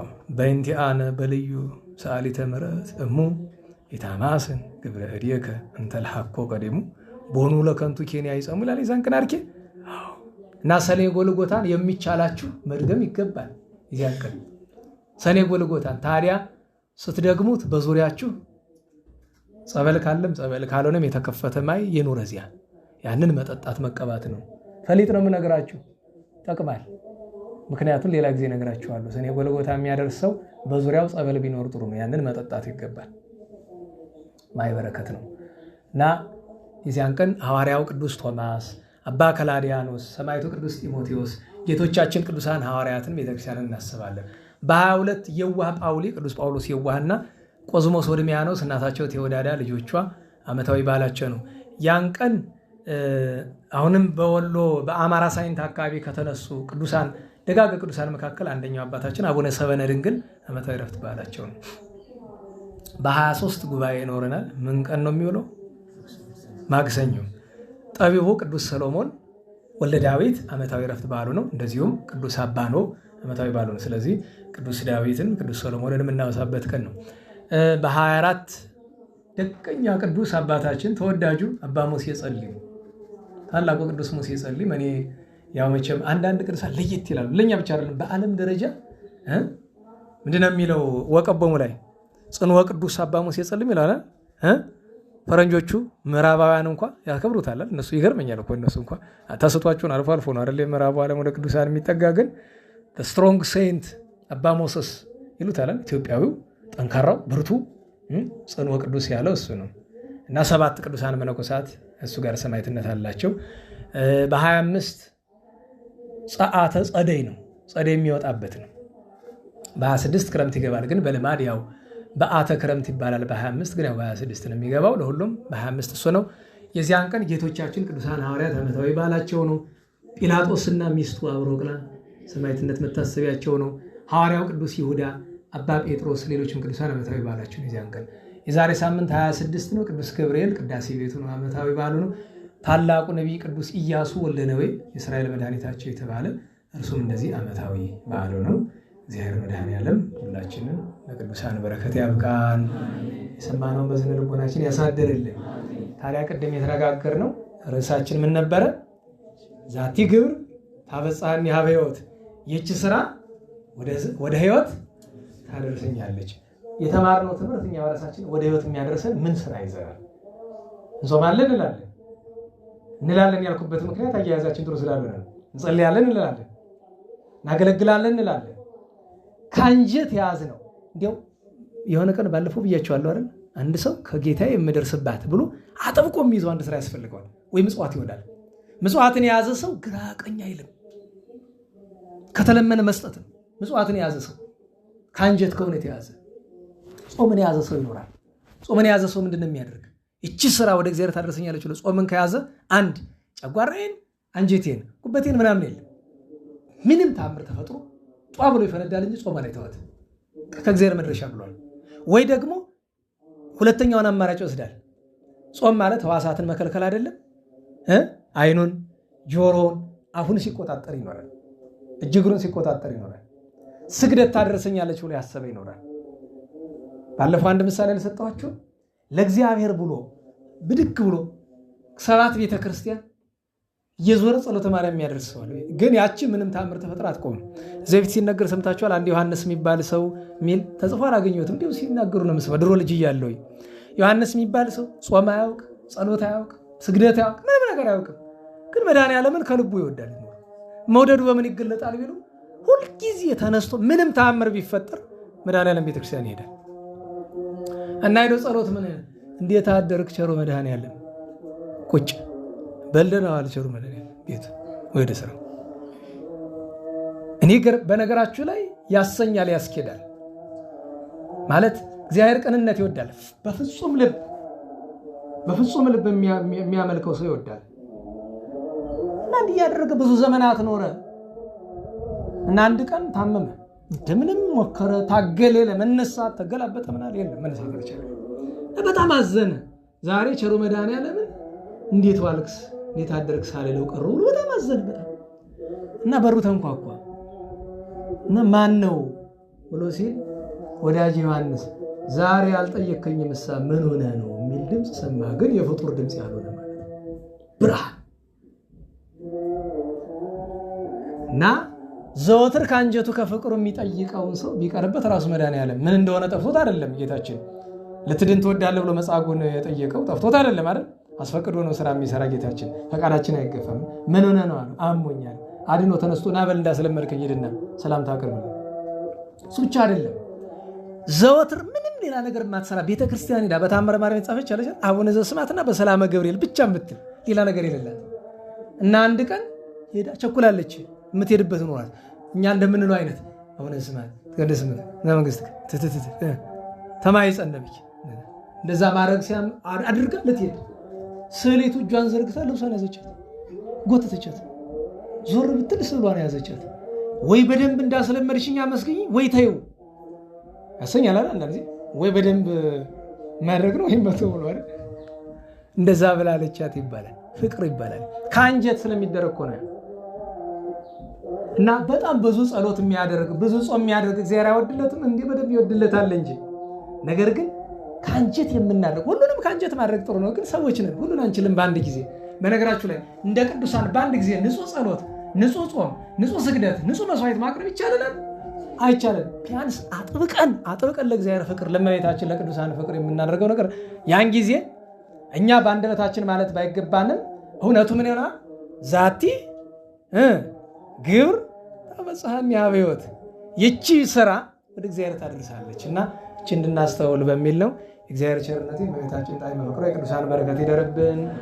ለምስጋና እንነሳ።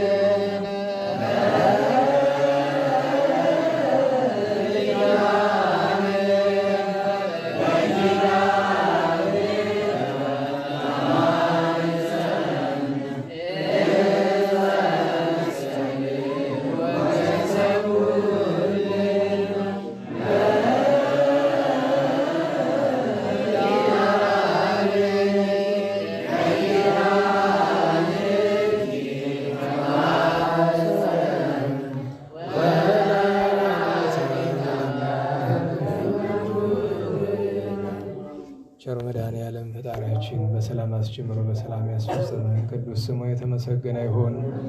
የእመቤታችን የድንግል ማርያም ጣዕሟን ፍቅሯን የቅዱሳንን በረከት ያሳድርብን። ሰላሙን ረድኤቱን ፍቅሩን አንድነቱን ይዘዝልን። ከታዘዘ መቅሰፍት ከነደደ እሳት ከዕለት እኪት ከዘመን መንሱት ከግራ ቁመት ከገሃነመ እሳት ያድነን። ሰላሙን ይቅርታውን አዞ ተረፈ ክረምቱን ተረፈ ጦሙን ይባርክልን።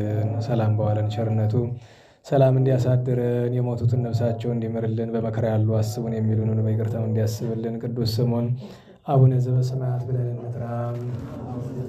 ይትቀደስ ስምከ ትምጻእ መንግሥትከ ወይኩን ፈቃድከ በከመ በሰማይ ከማሁ በምድር ሲሳየነ ዘለለ ዕለትነ ሀበነ ዮም ንኅድግ ለነ አበሳነ ወጌጋየነ ከመ ንሕነኒ ንኅድግ ለዘአበሰ ለነ ኢታብአነ እግዚኦ ውስተ መንሱት አላ አድኅነነ ወባልሐነ ኩሉ እኩይ እስመ ዚአከ ኃይሉ ስብሐት ለዓለመ ዓለም። ሰላም ቅዱስ ገብርኤል መልአክ እግዝእትየ ሰላም ለኪ ድንግል በኅሊናኪ ወድንግል በሥጋኪ እግዚአብሔር ጸባኦት ቡርክት አንቲ እምአንስት ወቡሩክ ፍሬ ከርሥኪ ተፈሥሒ ፍሥሕት ኦ ምልዕተ ጸጋ እግዚአብሔር ምስሌኪ ሰአሊ ወጸልዪ ለነ ምሕረተ በፍቁር ወልድኪ ኢየሱስ ክርስቶስ ከመ ይስረይ ለነ ኃጣውኢነ ተማኅፀነ ብኪ። ስብሐት ለአብ ስብሐት ለወልድ ስብሐት ለመንፈስ ቅዱስ ይእዜኒ ወዘልፈኒ ወለዓለመ ዓለም አሜን። ቸሩ መድኃኔዓለም የተመሰገነ ይሁን፣ የተመሰገነ ይሁን። የአቡነ አብይ እግዚእን አንድ ወረብ እንዘምራለን፣ ግን የመሸባችሁ መሄድ ስለምትችሉ ላሰናበት መጀመሪያና ከዚያ በኋላ እናደርጋለን። ቸሩ መድኃኔዓለም በሰላም አስጀምሮ በሰላም እንዳስፈጽመን እንቅፋት ሳይመታን እሾህ ሳይወጋን ኃጢአት ሳይሰለጥንብን በደልም ሳይገዛን የብርሃን መላእክት በፊት በኋላ በቀኝ በግራ እየጠበቁን ለጊዜ ወደ የቤታችን ለፍጻሜው ተስፋ ወደምናደርጋት መንግሥተ ሰማያት ከተከፈተች ገነት ከተነጠፈች ዕረፍት ከአባቶቻችን ርስት ሁላችን በሰላም ያድርሰን። ስብሐት ለእግዚአብሔር ልዑል ወለወላዲቱ ድንግል ወለመስቀሉ ክቡር ዘወሳይል አሜን።